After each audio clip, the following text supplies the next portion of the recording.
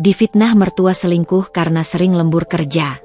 Kubuat mertua pingsan di ruang sidang cerai. Mertua langsung panik saat kutunjukkan bukti ini di depan suami. Halo Bunda, selamat datang kembali ya. Semoga Bunda semuanya dalam keadaan sehat dan bahagia ya.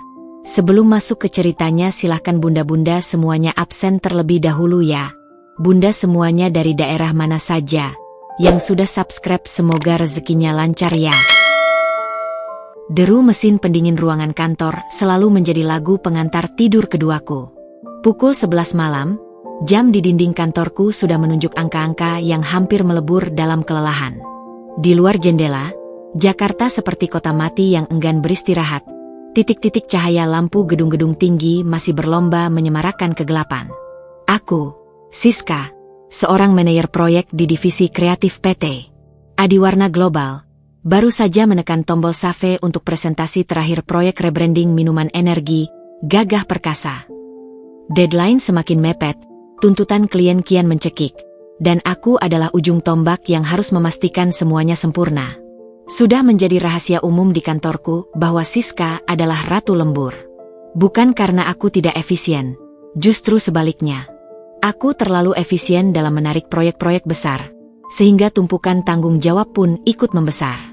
Gaji yang lumayan fantastis, bonus yang menggiurkan, semua itu adalah hasil dari jam-jam ekstra yang kuabdikan di balik layar komputer. Setiap lembar dokumen yang kubaca, setiap revisi yang kuberikan, dan setiap ide yang kuperas dari otak, semua berujung pada satu tujuan, masa depan Rio dan Andri. Rio, putra semata wayangku, adalah bintang di galaksi kecil kami.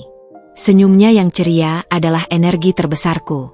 Usianya baru 5 tahun, di mana setiap momen adalah penemuan baru. Aku ingin memberinya yang terbaik, pendidikan terbaik, lingkungan terbaik, dan kenangan terbaik. Untuk itu, aku rela mengorbankan waktu tidur, waktu santai, bahkan terkadang waktu bersamanya. Aku sering pulang saat Rio sudah terlelap, dan berangkat kerja ketika ia masih bermimpi. Ada rasa bersalah yang menusuk, tentu saja. Namun, bisikan logis selalu memenangkan pertempuran. Ini demi Rio. Lalu ada Andri, suamiku. Cinta pertamaku, lelaki yang dulu berjanji akan selalu menggenggam tanganku, apapun badai yang menerpa. Andri bekerja di sebuah bank swasta, dengan jam kerja yang lebih teratur. Hubungan kami, setelah 7 tahun pernikahan, terasa seperti bara api yang tertutup abu. Tidak lagi membara seperti dulu, tapi masih ada kehangatan yang kusyukuri. Kami jarang punya waktu berkualitas berdua. Obrolan kami seringkali berkutat pada rutinitas harian, masalah Rio, atau tagihan bulanan. Kecupan sebelum tidur seringkali terasa otomatis, bukan lagi luapan kerinduan. Aku tahu ini salah, tapi rasanya terhimpit antara tuntutan pekerjaan dan keinginan untuk menjadi istri ideal. Malam itu, seperti malam-malam sebelumnya, aku memesan taksi online. Jalanan Jakarta sudah lengang, menyisakan deru kendaraan sesekali. Pikiranku melayang pada esok hari. Masih ada revisi presentasi, pertemuan dengan tim desain, dan mungkin panggilan mendadak dari Bapak Tony, direktur utama klien terbesar kami, yang terkenal sangat perfeksionis. Sesampainya di rumah, jarum jam sudah menunjukkan pukul 00.30. Rumah kami bergaya minimalis modern, terletak di sebuah kompleks perumahan menengah. Lampu teras sudah mati, menandakan penghuninya sudah pulas. Aku membuka kunci pintu dengan sangat pelan, berusaha tidak membuat suara. Namun, langkahku terhenti saat sebuah suara menyambutku dari ruang keluarga yang remang-remang. Pulang juga akhirnya. Itu suara Ibu Widya, mertuaku. Ia duduk di sofa, dengan selimut batik melingkari tubuhnya, dan secangkir teh di meja kecil di depannya. Matanya yang tajam menatapku dingin. Sudah menjadi kebiasaan Ibu Widya untuk tidur larut, menonton sinetron atau sekadar memelototi ponselnya. Dan seringkali, ia sengaja menungguku pulang. Astaga, Mama belum tidur, tanyaku, mencoba menyunggingkan senyum lelah. Bagaimana Mama bisa tidur nyenyak kalau ada menantu yang keluyuran sampai jam segini? Jawabnya, tanpa ekspresi. Apa tidak ada batas waktu lembur di kantormu itu, Siska? Atau memang sengaja kau ulur-ulur waktu di luar? Hatiku mencelos. Ini bukan kali pertama. Setiap kali aku pulang larut, pertanyaan bernada tuduhan itu selalu menyambut. Aku sudah mencoba menjelaskan berulang kali tentang tuntutan pekerjaanku, tentang proyek besar, tentang bagaimana karir ini penting bagiku dan keluargaku. Tapi penjelasan itu selalu mental. Mama, aku sungguh lembur. Besok pagi ada presentasi penting dengan klien. Jelasku, suaraku terdengar serak. Presentasi atau memang sengaja dicari-cari alasan supaya bisa menikmati dunia malam? Sindirnya, kini dengan nada yang lebih menusuk. Jangan kira mama tidak tahu, Siska. Pergaulanmu di kantor itu pasti bebas, kan? Apalagi kamu kerja di tempat seperti itu. Agensi iklan, banyak orang-orang asing yang aneh-aneh. Aku menarik napas panjang, mencoba menahan diri untuk tidak membalas. Percuma berdebat dengan Ibu Widya di tengah malam begini. Lebih baik aku mandi, salat, dan langsung tidur. Aku sudah terlalu lelah untuk adu argumen. Sudahlah, Mama. Aku mau istirahat, kataku, melangkah menuju kamar. Istirahat atau mau mengirim pesan pada seseorang? Suara Widya kembali mengejarku. Hati-hati, Siska. Api itu kecil, tapi kalau dibiarkan bisa membakar habis semuanya. Termasuk rumah tanggamu. Punggungku menegang. Aku tidak menoleh. Aku hanya terus berjalan, masuk ke kamar, dan mengunci pintu. Di dalam, Andri terlelap pulas, napasnya teratur. Aku memandangi wajahnya yang damai, dan pertanyaan-pertanyaan itu kembali menusuk. Apakah ia benar-benar percaya padaku?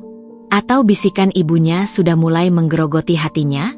Aku tahu, rutinitas lemburku ini telah memadamkan sebagian kecil api dalam rumah tangga kami. Tapi aku tidak menyangka, ada seseorang yang dengan sengaja akan meniupkan badai untuk memadamkannya sepenuhnya.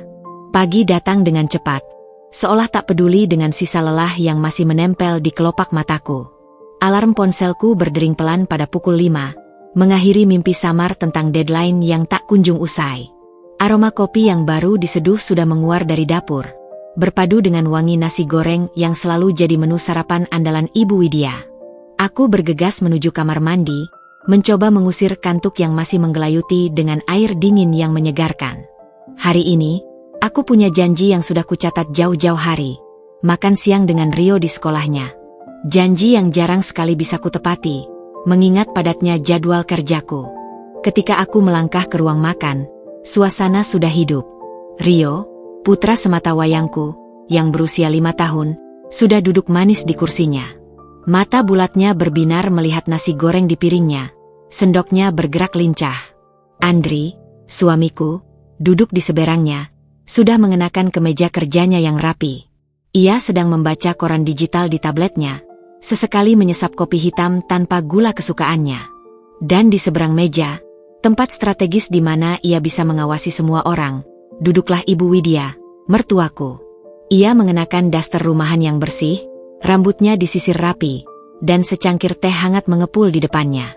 Di bibirnya terukir senyum tipis yang tak pernah sampai ke matanya. Senyum itu seringkali terasa lebih dingin dan menusuk daripada tatapan marahnya yang terang-terangan. Wah, tumben sudah rapi sepagi ini, Siska? Sapa Ibu Widya, suaranya terdengar manis, seperti gula yang baru dilarutkan, tapi ada nada sindiran yang samar namun jelas kurasakan. Nada yang seolah berkata, aku tahu kau menyembunyikan sesuatu. Pasti ada janji penting ya? Atau mau sarapan di luar dengan teman spesial? Matanya melirikku dari ujung rambut hingga ujung kaki, seolah mencari-cari petunjuk rahasia. Aku menghela napas dalam hati, sebuah kebiasaan otomatis setiap kali berhadapan dengan Ibu Widya di pagi hari.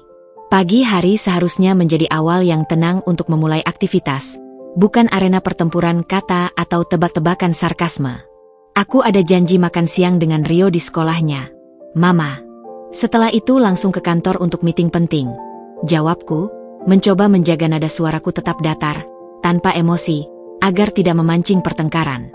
Aku melirik Andri, berharap ia akan mengatakan sesuatu, apapun yang bisa meredakan ketegangan ini. Tapi Andri hanya terus menunduk pada tabletnya, jari-jarinya sesekali menggeser layar, seolah ia sepenuhnya terlarut dalam berita pagi, tak mendengar percakapan kami. Sikapnya yang netral, atau lebih tepatnya cenderung diam dan menghindar dari konfrontasi langsung dengan ibunya, seringkali membuatku merasa sendirian menghadapi semua ini.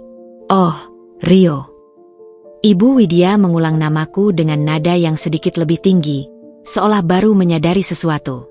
Baguslah kalau begitu. Mama kira mau makan siang dengan klienmu yang spesial, itu. Sindirnya lagi, kali ini disisipi tawa kecil yang hambar, seperti kerikil yang bergesekan.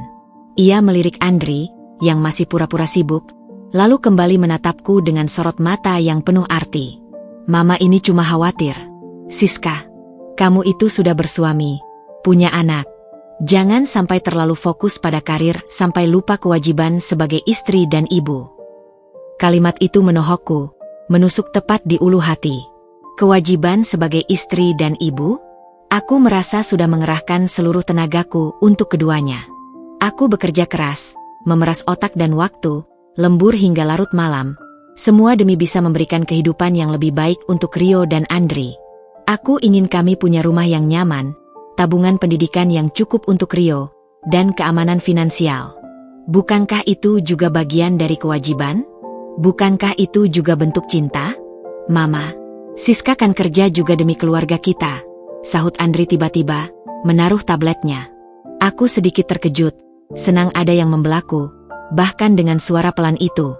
Namun, nada suaranya terdengar datar, nyaris tanpa emosi, seolah ia hanya melontarkan kalimat itu untuk meredakan ketegangan sesaat, bukan karena sungguh-sungguh membela keyakinanku. Ibu Widya hanya mendengus geli. Ia kembali tertawa kecil. Kali ini terdengar lebih seperti desisan. Andri, anak mama ini polos sekali. Kamu tidak tahu saja di luar sana seperti apa pergaulan orang kantoran. Apalagi yang sering lembur sampai malam. Mana ada wanita baik-baik yang betah kerja sampai larut begitu? Pasti ada udang di balik batu. Ia meneguk tehnya perlahan, matanya tak lepas dariku, seolah menikmati setiap reaksi yang terpancar di wajahku. Nafsu makanku seketika hilang. Nasi goreng yang tadinya wangi kini terasa tawar, bahkan hambar. Kata-kata Ibu Widya selalu punya kekuatan untuk merusak pagiku, mengikis semangatku sedikit demi sedikit. Aku menatap Andri. Ia hanya menunduk, kembali mengambil tabletnya. Rasa kecewa menjalar di dadaku. Ia tidak membelaku dengan sungguh-sungguh, tidak membantah tuduhan keji itu dengan tegas. Ia membiarkan ibunya terus-menerus meracuni pikirannya, menaburkan benih keraguan, sedikit demi sedikit, setiap hari. Sudahlah, aku sudah selesai, kataku, beranjak dari meja makan. Aku mencium pipi Rio yang masih belepotan nasi goreng, mengusap rambutnya dengan sayang.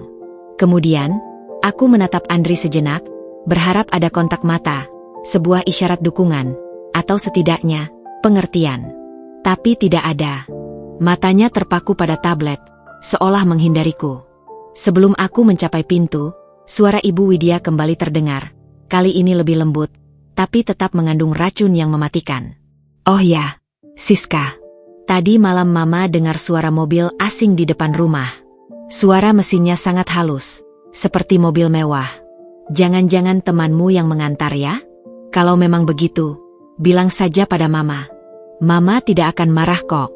Mama cuma ingin tahu siapa temanmu itu. Aku menghentikan langkah, memegang gagang pintu dengan erat. Jadi, ia tidak hanya menunggu di ruang keluarga, tapi juga mendengarkan setiap detail kepulanganku. Bahkan mengenali suara mesin mobil yang berbeda dari biasanya. Mata-mata, begitulah aku menyebutnya dalam hati. Ia mengawasi setiap gerak-gerikku, mencari celah, mencari kesalahan. Aku menarik napas dalam-dalam, berusaha menenangkan detak jantungku yang berpacu. Itu taksi online, Mama. Aku sudah sering bilang. Mungkin sopirnya pakai mobil baru. Ibu Widya hanya tersenyum dingin. Senyum yang menyeratkan bahwa ia tidak percaya sedikitpun, dan bahkan menikmati ketidakpercayanya sendiri. Ia senang melihatku terpojok, tertekan, dan mungkin, ia senang membayangkan bagaimana rumah tanggaku akan retak akibat semua intriknya. Aku tidak tahu apa yang mendasari kebenciannya padaku, mengapa ia begitu bertekad untuk menghancurkanku dan pernikahanku dengan putranya. Mungkin karena aku bukan pilihan menantu idealnya, atau mungkin karena ia melihatku terlalu mandiri, terlalu sukses, sehingga merasa tersaingi atau terancam. Entahlah. Aku melangkah keluar rumah, meninggalkan suasana tegang di ruang makan. Udara pagi yang sejuk sedikit melegakan, tapi pikiranku masih kalut.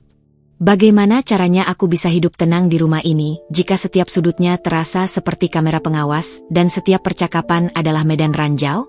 Bagaimana aku bisa menjaga keutuhan rumah tanggaku jika benih-benih kecurigaan terus-menerus ditaburkan oleh orang terdekat suamiku sendiri? Hari itu, aku menjalani aktivitasku dengan perasaan berat. Setiap telepon dari klien, setiap pesan dari rekan kerja pria, rasanya seperti tuduhan yang mengawang di udara. Aku tahu, benih racun itu sudah ditanam. Dan kini, Ibu Widya sedang menyiramnya setiap hari dengan senyum dinginnya yang penuh arti, dan dengan kata-kata yang menusuk. Aku hanya berharap, tanah hati Andri tidak akan terlanjur subur untuk menumbuhkan keraguan itu hingga menjadi pohon kebencian. Rumah tangga, dulunya kubayangkan seperti taman yang subur, tempat cinta tumbuh bersemi di bawah siraman perhatian dan cahaya pengertian. Taman itu seharusnya menjadi tempat peristirahatan, pelarian dari hiruk-pikuk dunia luar. Namun kini, rumah tanggaku terasa seperti pot kecil di ambang jendela, terimpit antara hiruk-pikuk duniaku sebagai manajer proyek dan bisikan tajam Ibu Widya yang tak henti-hentinya. Cinta kami, antara aku dan Andri, adalah bunga di pot itu. Masih ada, masih hidup, tapi seringkali layu karena kurangnya siraman perhatian dan kehangatan yang dulu selalu memancar sore itu. Setelah menjemput Rio dari sekolah, aku bergegas mengantarnya pulang ke rumah. Rio terlihat sangat senang saat ku bilang akan makan siang bersamanya di kantin sekolah. Senyum manisnya saat menyuapkan bakso ke mulutku, belepotan saus di pipinya, adalah vitamin terbaik yang pernah kumiliki. Tapi kebahagiaan itu singkat. Aku hanya bisa menghabiskan waktu sekitar 1 jam dengannya sebelum harus kembali ke kantor. Deadline proyek, gagah perkasa, sudah di depan mata, dan aku tidak bisa menunda lagi. Pukul 8 malam, aku masih terjebak di bilik kantorku, memelototi monitor yang memancarkan cahaya biru. Angka-angka, grafik, dan revisi memenuhi pandanganku. Ponselku bergetar. Andri mengirim pesan singkat. Sudah makan? Rio nyarin. Hanya itu. Tidak ada pertanyaan tentang bagaimana hariku, tidak ada tawaran untuk makan malam bersama, atau sekadar bertanya apakah aku lelah. Hanya formalitas, sebuah pertanyaan otomatis yang terasa dingin dan hambar. Aku membalasnya dengan cepat. Belum. Sayang, masih ngerjain revisi. Bilang Rio, Mama sayang dia dan semoga dia mimpi indah. Aku tahu, ia pasti akan membacakan pesanku pada Rio, tapi aku juga tahu Rio akan tetap merengek, ingin mamanya ada di sampingnya, bukan hanya sebatas pesan teks. Hubungan kami, aku dan Andri, memang terasa seperti dua garis paralel yang berjalan berdampingan, tapi tak pernah benar-benar bertemu dan bersentuhan. Dulu, kami adalah sepasang kekasih yang tak terpisahkan. Obrolan kami bisa berlangsung hingga dini hari, membahas impian masa depan, ketakutan-ketakutan tersembunyi, bahkan hal-hal paling konyol sekalipun. Andri adalah pendengarku yang terbaik, penenang hatiku di kala gelisah, dan sumber inspirasiku. Ia selalu memahamiku, bahkan ketika aku sendiri tak bisa memahami diriku. Tawa kami seringkali memenuhi ruangan, dan sentuhan tangannya selalu bisa meredakan setiap badai dalam hatiku. Namun, sejak aku naik jabatan menjadi manajer proyek dan tuntutan pekerjaan semakin menggilai, waktu kami semakin menipis. Quality time berubah menjadi quantity time yang minim kualitas. Kami tidur di ranjang yang sama, tapi seolah terpisah oleh dinding tak kasat mata yang terbuat dari kelelahan dan kesibukan. Pagiku dimulai dengan buru-buru bersiap, mandi, sarapan kilat, dan langsung melesat ke kantor, seringkali sebelum Andri selesai sarapan. Malamku diisi dengan lembur, sementara Andri sudah terlelap pulas. Bahkan di hari libur, terkadang aku masih harus memeriksa email penting, mengangkat telepon dari klien, atau bahkan melakukan video call untuk brainstorming dadakan. Aku mencoba memahami posisinya. Mungkin Andri merasa kesepian. Mungkin ia merindukan Siska yang dulu, Siska yang bisa menghabiskan sore bersamanya di taman, Siska yang bisa memasak makan malam istimewa dengan resep baru, Siska yang tak perlu khawatir soal deadline dan pitching yang memusingkan. Aku juga merindukan Andri yang dulu, yang penuh inisiatif, yang selalu bertanya tentang hariku dengan antusias, yang memelukku erat tanpa perlu ku minta, yang membuatku merasa menjadi wanita paling berharga di dunia. Terkadang, di sela-sela waktu istirahat kantor, di tengah tumpukan pekerjaan, aku mencoba meneleponnya, hanya untuk mendengar suaranya, untuk memastikan kami masih saling terhubung. "Halo, sayang," sapaku suatu kali, suaraku dipenuhi kerinduan yang samar. "Ya? Ada apa? SIS? Aku lagi meeting nih." "Penting," jawabnya, suaranya terdengar terburu-buru, ada sedikit nada kesal yang terselip. "Oh, maaf. Nggak apa-apa kok. Cuma kangen," jawabku, sedikit kecewa. Rasa rindu itu tertelan kembali. "Nanti telepon lagi ya. Aku sibuk." "Oke," katanya. Dan sebelum aku sempat membalas, sambungan telepon sudah terputus. Bukan hanya panggilan telepon. Percobaan untuk berbicara serius pun seringkali berakhir sia-sia. "Andri, aku tahu kita jarang punya waktu. Aku tahu aku sering pulang larut. Tapi aku kerja keras begini semua demi kita, demi Rio," ujarku suatu malam, ketika ia baru pulang dan aku sudah bersiap untuk tidur, berbaring di sampingnya. Aku menyentuh lengannya, berharap bisa menarik perhatiannya. Ia hanya mengangguk pelan, matanya menatap langit-langit kamar. "Aku tahu. Tapi aku juga butuh kamu. SIS. Rio juga. Dia sering nanyain mamanya kenapa pulangnya selalu malam. Aku juga butuh kamu. Dari. Aku juga butuh waktu. Tapi bagaimana caranya? Jadwalku begini padat, proyek-proyekku besar semua," kataku, rasanya ingin menangis, frustrasi dengan situasi yang tak berujung ini. "Ya sudah. Mungkin ini memang konsekuensi pilihanmu," jawabnya datar, tanpa emosi, lalu membalikkan badan, memunggungi diriku, seolah pembicaraan kami sudah selesai. Kata-kata itu terasa dingin, seperti hembusan angin beku di tengah musim panas. "Konsekuensi pilihanmu." Seolah-olah hanya aku yang bertanggung jawab atas situasi ini, atas kurangnya waktu kami, atas jarangnya komunikasi kami. Padahal, bukankah kami berdua yang memutuskan bahwa aku akan tetap berkarir? Bahwa kami akan mengejar stabilitas finansial demi masa depan keluarga? Bukankah ia yang dulu mengatakan mendukung penuh karirku? Yang lebih menyakitkan adalah, setiap kali aku pulang larut dan Andri sudah terlelap, aku bisa mendengar bisikan-bisikan samar dari kamar Ibu Widya yang letaknya bersebelahan. Suaranya samar, tapi aku seringkali mendengar namanya disebut-sebut, disisipi kalimat-kalimat provokatif yang kuduga sedang ia sampaikan pada Andri. Kasihan Andri, selalu ditinggal sendiri di rumah. Atau, istri macam apa yang pulang sampai jam segini setiap hari, seperti tidak punya suami dan anak saja. Aku tahu, Ibu Widya tidak pernah berhenti meracuni pikiran putranya, menanamkan keraguan dan kebencian sedikit demi sedikit, setiap hari. Aku tidak pernah bercerita pada Andri tentang ucapan-ucapan Ibu Widya yang menyakitkan itu. Aku tidak ingin ia berada di tengah-tengah dua wanita yang ia sayangi. Aku percaya, cinta kami cukup kuat untuk melewati ini semua. Aku percaya, ia tahu aku bekerja keras untuk kami, untuk masa depan yang lebih baik.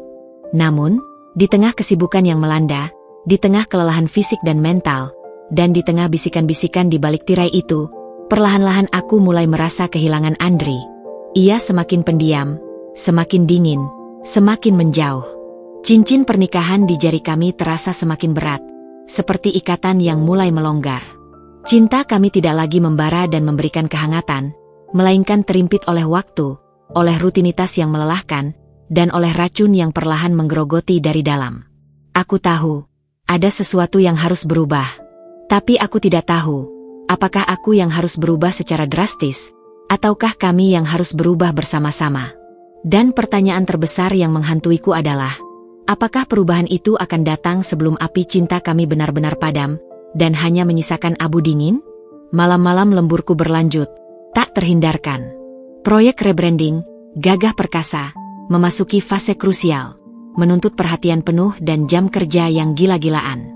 Hari-hariku melebur menjadi tumpukan brief tebal, revisi tanpa henti, dan meeting maraton yang tak berkesudahan, seringkali berakhir di atas pukul 10 malam. Aku sering tidur hanya 4-5 jam, lalu kembali terjaga bahkan sebelum matahari terbit untuk menghadapi email-email yang sudah menumpuk sejak subuh. Rio, putraku, mulai terbiasa melihatku berangkat kerja saat ia masih terlelap dalam tidurnya, dan pulang saat ia sudah pulas di alam mimpi. Hati kecilku pilu setiap kali mencium keningnya yang hangat saat ia tidur, hanya untuk menyadari bahwa aku kembali melewatkan waktu bermain dengannya. Aku berusaha menebusnya di akhir pekan, meskipun seringkali kelelahan fisik dan mental membuatku hanya ingin rebahan dan memejamkan mata.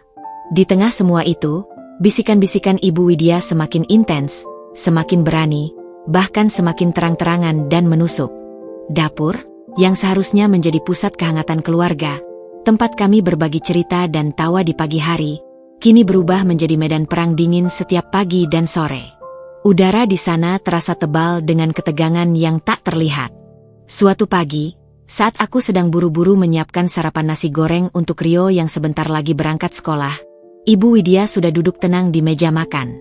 Matanya sibuk memelototi ponselnya, jemarinya sesekali mengetuk layar, seolah sedang mencari berita gosip terbaru. "Siska, Mama lihat kamu kemarin diantar mobil hitam mewah ya?" tanyanya.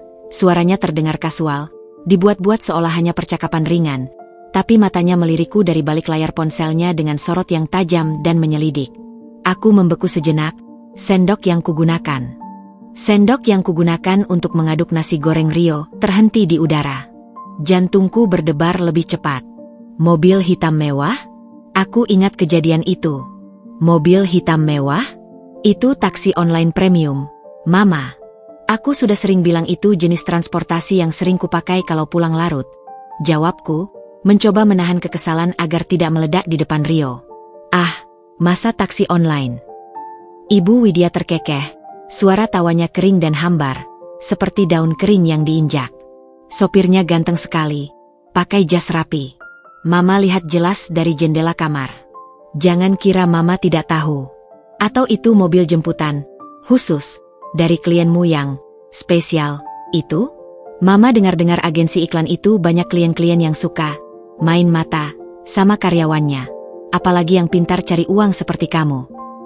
Ia sengaja menekan kata spesial dengan nada penuh sindiran.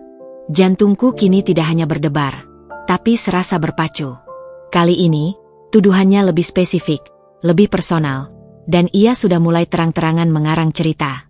Ia menyamakan sopir taksi dengan klien atau seseorang yang spesial. Mama, itu Pak Budi, sopir kantor yang diminta antar. Ada insiden kecil di jalan, taksi onlineku batal karena tiba-tiba mogok, dan kebetulan Pak Budi lewat setelah mengantar atasanku. Jadi dia sekalian mengantar. Hanya kebetulan. Aku mencoba menjelaskan, nadaku sedikit meninggi karena frustrasi yang memuncak. Aku menatapnya lurus-lurus, berharap ia melihat kejujuran di mataku. Ah, kebetulan. Ibu Widya hanya mencibir. Ekspresinya dipenuhi ketidakpercayaan. Matanya kembali ke ponselnya, seolah pembicaraan ini sudah selesai dan ia sudah mendapatkan kebenaran versinya, yang tentu saja adalah versi yang paling buruk dan penuh kecurigaan. Iya, deh. Percaya saja. Tapi hati-hati ya, Siska. Suami itu gampang curiga loh kalau istrinya sering pulang dengan mobil asing. Apalagi kalau yang bawa pria yang tidak dikenal. Bisa-bisa rumah tangga berantakan. Ia sengaja melontarkan kalimat terakhir itu dengan suara yang sedikit lebih keras. Di saat Andri baru saja masuk ke dapur, hendak mengambil minum sebelum berangkat kerja. Aku melirik Andri. Ia hanya mengambil gelas, mengisi air dari dispenser, dan kembali ke meja makan tanpa berkomentar sepatah kata pun. Wajahnya datar, sulit dibaca, seperti topeng yang tak menunjukkan emosi. Tapi aku melihat, ada kerutan samar di keningnya, sebuah gelagat kecil yang menunjukkan bahwa ia mendengarkan setiap ucapan ibunya. Dan itu membuatku muak. Beberapa hari kemudian, Ibu Widya kembali melancarkan aksinya. Kali ini, ia memanfaatkan strugleku dengan perangkat teknologi. Aku memang tidak terlalu mahir dalam hal mengelola file di ponsel atau laptop. Suatu sore, aku sedang mencari-cari file presentasi yang tersimpan di laptop kantor yang kubawa pulang. Aku membuka beberapa folder, dan tanpa sengaja, aku membuka folder screenshot obrolan grup WhatsApp kantor. Di dalamnya ada beberapa foto selfie rekan-rekan kerja, termasuk beberapa foto WFY di acara gathering perusahaan beberapa bulan lalu. Salah satunya adalah foto grup yang menunjukkan aku berdiri di samping rekan kerjaku, Wisnu, kepala departemen desain grafis. Wisnu memang sosok yang humoris dan iseng. Ia merangkul bahuku dalam foto itu, murni sebagai bentuk keakraban profesional sesama rekan kerja yang sudah lama kenal. Ibu Widya yang kebetulan lewat di belakangku, berhenti dan mengintip layar laptopku dari balik bahu. "Loh, itu siapa Siska?" Mesra sekali dirangkul begitu. "Ini yang namanya rekan kerja?" Suaranya dingin, berbisik seolah-olah rahasia besar dan busuk telah terungkap di depannya. Aku terkesiap, terkejut dengan kehadirannya yang tiba-tiba. Buru-buru aku menutup laptop. "Mama, astaga, itu cuma foto gathering kantor. Mama, biasa saja, semua juga foto begitu, bukan hanya aku." Jelasku, merasa terpojok. "Biasa bagaimana? Tidak etis namanya. Kamu itu sudah punya suami, Siska. Apalagi ini kelihatannya akrab sekali, sampai merangkul bahu begitu," ujarnya dengan nada menghakimi, tangannya bersedekap di depan dada. "Nanti kalau Andri lihat, bisa salah paham dia. Kamu itu harusnya menjaga kehormatan suami. Mama tidak mau lo rumah tangga kalian hancur gara-gara kamu tidak bisa menjaga diri dan bermain api di belakang Andri." Ia sengaja mengatakan itu dengan suara cukup keras, volume suaranya sedikit ditinggikan, agar Andri, yang sedang menonton TV di ruang keluarga, bisa mendengarnya dengan jelas. Aku melihat Andri menoleh sekilas ke arah kami, matanya kosong, tak terbaca, lalu kembali menatap layar TV, seolah tak terjadi apa-apa. Apa ia mulai percaya? Apakah semua racun ini sudah mengendap di benaknya? Pertanyaan itu terus menggerogotiku, menciptakan lubang besar di perutku. Fitnah-fitnah kecil ini seperti tetesan air yang jatuh terus-menerus ke atas batu, perlahan tapi pasti mengikisnya hingga berlubang. Ibu Widya tidak pernah menunjukkan bukti konkret yang tak terbantahkan, hanya bisikan, sindiran, dan interpretasi sepihak atas hal-hal yang sebenarnya biasa saja dalam konteks pekerjaanku. Tapi itulah keahliannya. Ia menaburkan benih keraguan, lalu membiarkannya tumbuh di benak Andri, disiram setiap hari dengan kecurigaan yang diselubungi kepedulian palsu. Aku mencoba berbicara dengan Andri, menjelaskan setiap insiden, setiap tuduhan yang dilontarkan ibunya. Tadi Mama bilang aku diantar mobil mewah. Itu sungguh sopir kantor lo, bukan siapa-siapa. Aku bisa tunjukkan jadwalnya kalau mau. Atau, Mama lihat fotoku dengan Wisnu, dia pikir yang tidak-tidak. Itu cuma foto ramai-ramai di acara perusahaan. Ada banyak orang lain di sana." Andri akan mendengarkan, mengangguk pelan, dan berkata, "Ya sudah, Mama memang begitu. Tidak usah dipikirkan." Tapi tidak ada pembelaan yang kuat, tidak ada keyakinan yang terpancar dari matanya. Ia hanya diam, pasif, seolah lelah menghadapi perang tak kasat mata antara aku dan ibunya. Sikapnya itu membuatku merasa semakin terisolasi, semakin sendirian menghadapi gelombang fitnah ini. Aku merasa seperti tenggelam di laut lepas, sementara orang yang seharusnya menjadi penyelamatku hanya berdiri di tepi, membiarkanku berjuang sendiri.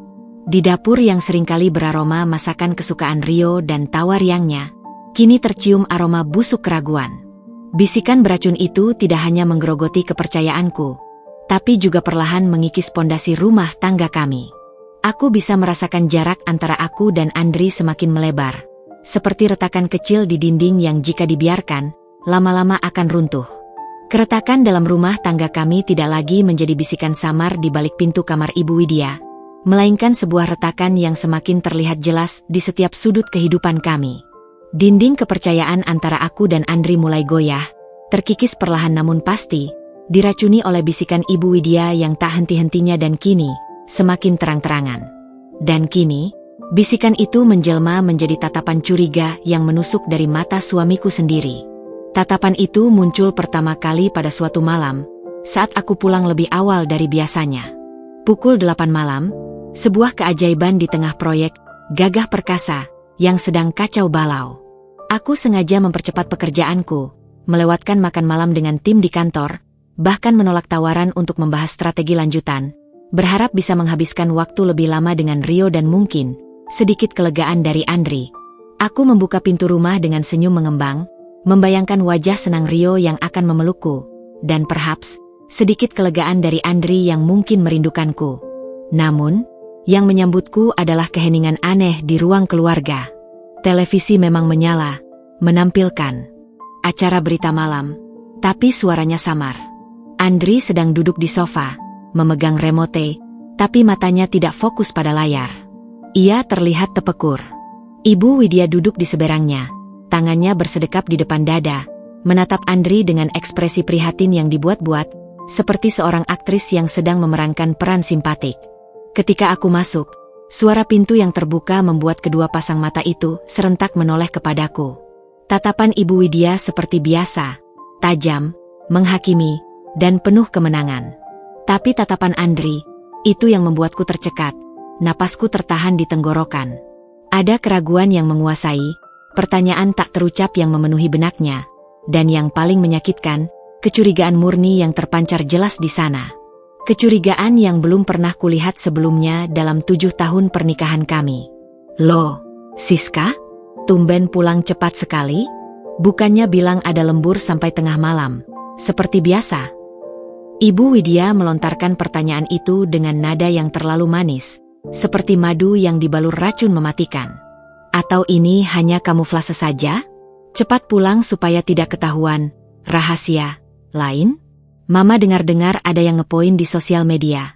Ya. Aku merasakan darahku mendidih. Aku merasa seperti terdakwa yang baru saja memasuki ruang sidang. Mama, apa maksud Mama bicara begitu? Tanyaku, mencoba menahan emosi agar suaraku tidak pecah. Aku pulang cepat karena pekerjaanku selesai. Aku sudah clear dengan pitching besok. Aku ingin menghabiskan waktu dengan keluarga.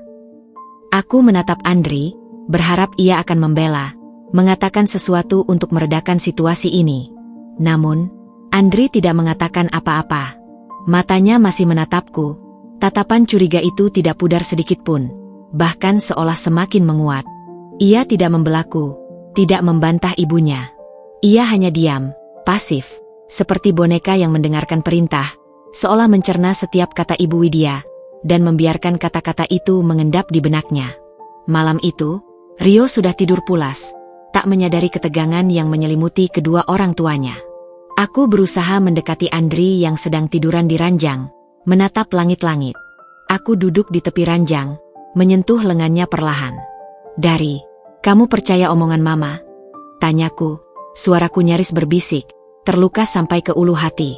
Aku pulang cepat, dan Mama malah menuduhku yang tidak-tidak.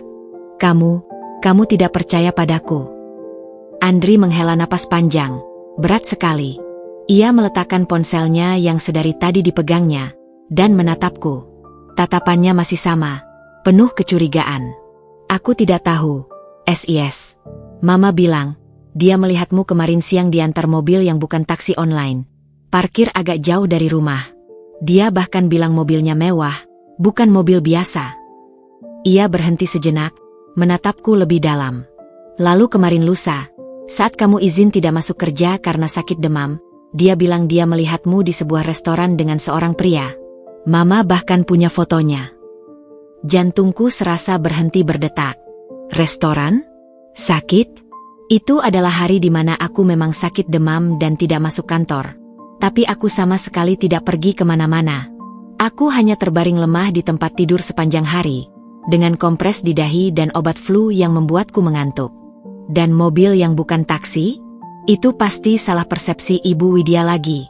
Ia pasti melihat mobil tetangga atau pengunjung lain dan mengaitkannya denganku. Andri, itu semua tidak benar.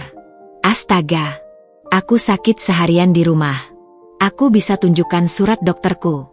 Bahkan suster yang datang memberikan infus bisa jadi saksi. Aku mencoba membela diri, nadaku meninggi karena frustrasi dan kemarahan. Dan mobil itu pasti salah paham. Dari, mungkin itu temannya Mama yang datang berkunjung dan parkir di depan rumah kita? Atau mungkin tetangga baru yang mobilnya mirip? Andri menggeleng pelan, matanya tetap kosong, menolak untuk percaya.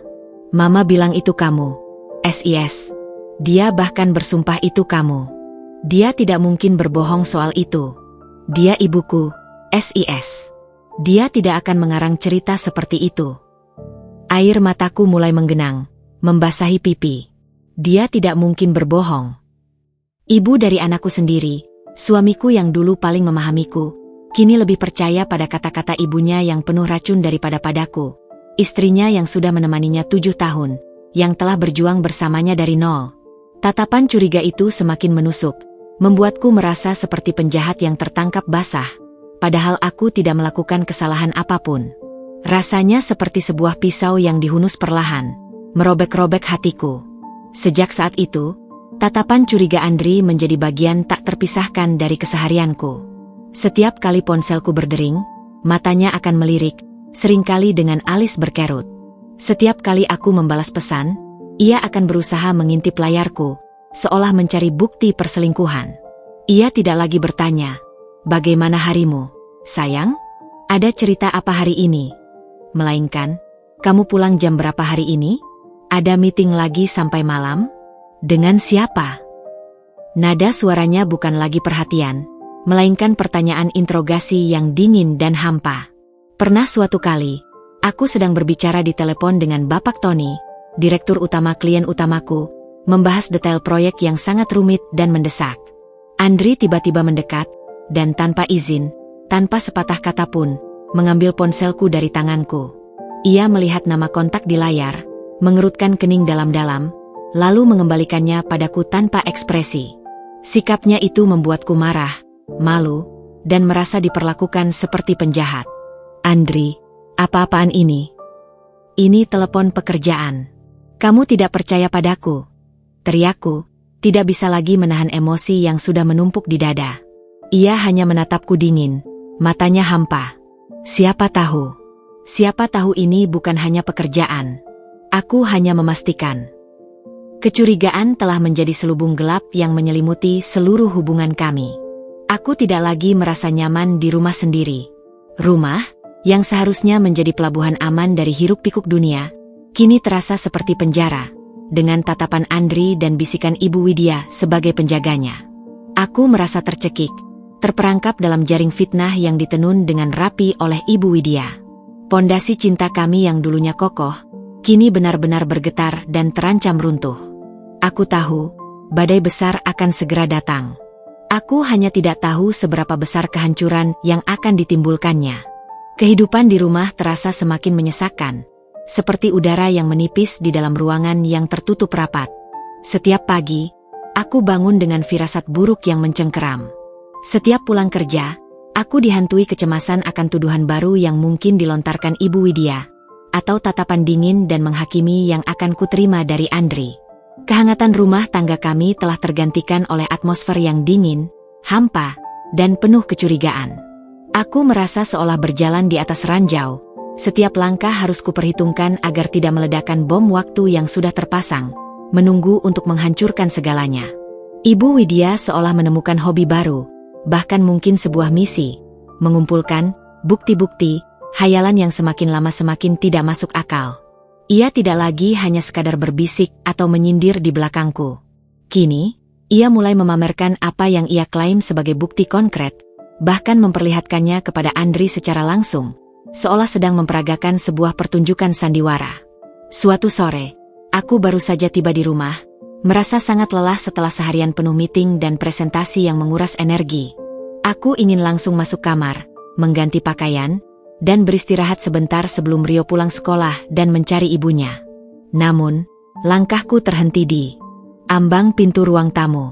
Ibu Widya duduk di sofa utama, dengan Andri di sampingnya. Di tangan Ibu Widya, ada sebuah ponsel, yang layarnya menyala terang. Andri menatap layar ponsel itu dengan wajah tegang, kerutan dalam menghiasi keningnya. "Nah, ini dia orangnya," seru Ibu Widya dengan nada penuh kemenangan saat melihatku masuk. Senyum sinis terlukis di bibirnya. "Siska, Mama baru saja menunjukkan ini pada Andri. Apalagi yang mau kamu bantah sekarang? Jangan berani mengelak lagi." Ia mengulurkan ponselnya ke arahku, seolah ingin aku melihat hasil penyelidikannya dengan mata kepalaku sendiri. Di layar ponsel itu, terpampang jelas tangkapan layar percakapan WhatsApp. Isinya adalah percakapan antara diriku, yang ditunjukkan sebagai kontak bernama saya, dan sebuah kontak lain yang mencolok, Doni Kontraktor. Percakapan itu berbunyi, "Doni Kontraktor, Siska, kapan kita bisa ketemu lagi? Aku kangen nih ngobrol sama kamu. Saya, maaf, Don. Jadwalku padat banget akhir-akhir ini. Nanti aku kabarin ya kalau ada waktu luang. Doni kontraktor. Oke deh, aku tunggu ya. Jangan lupa, ada titipan spesial buat kamu. Yang kemarin sudah kau minta itu.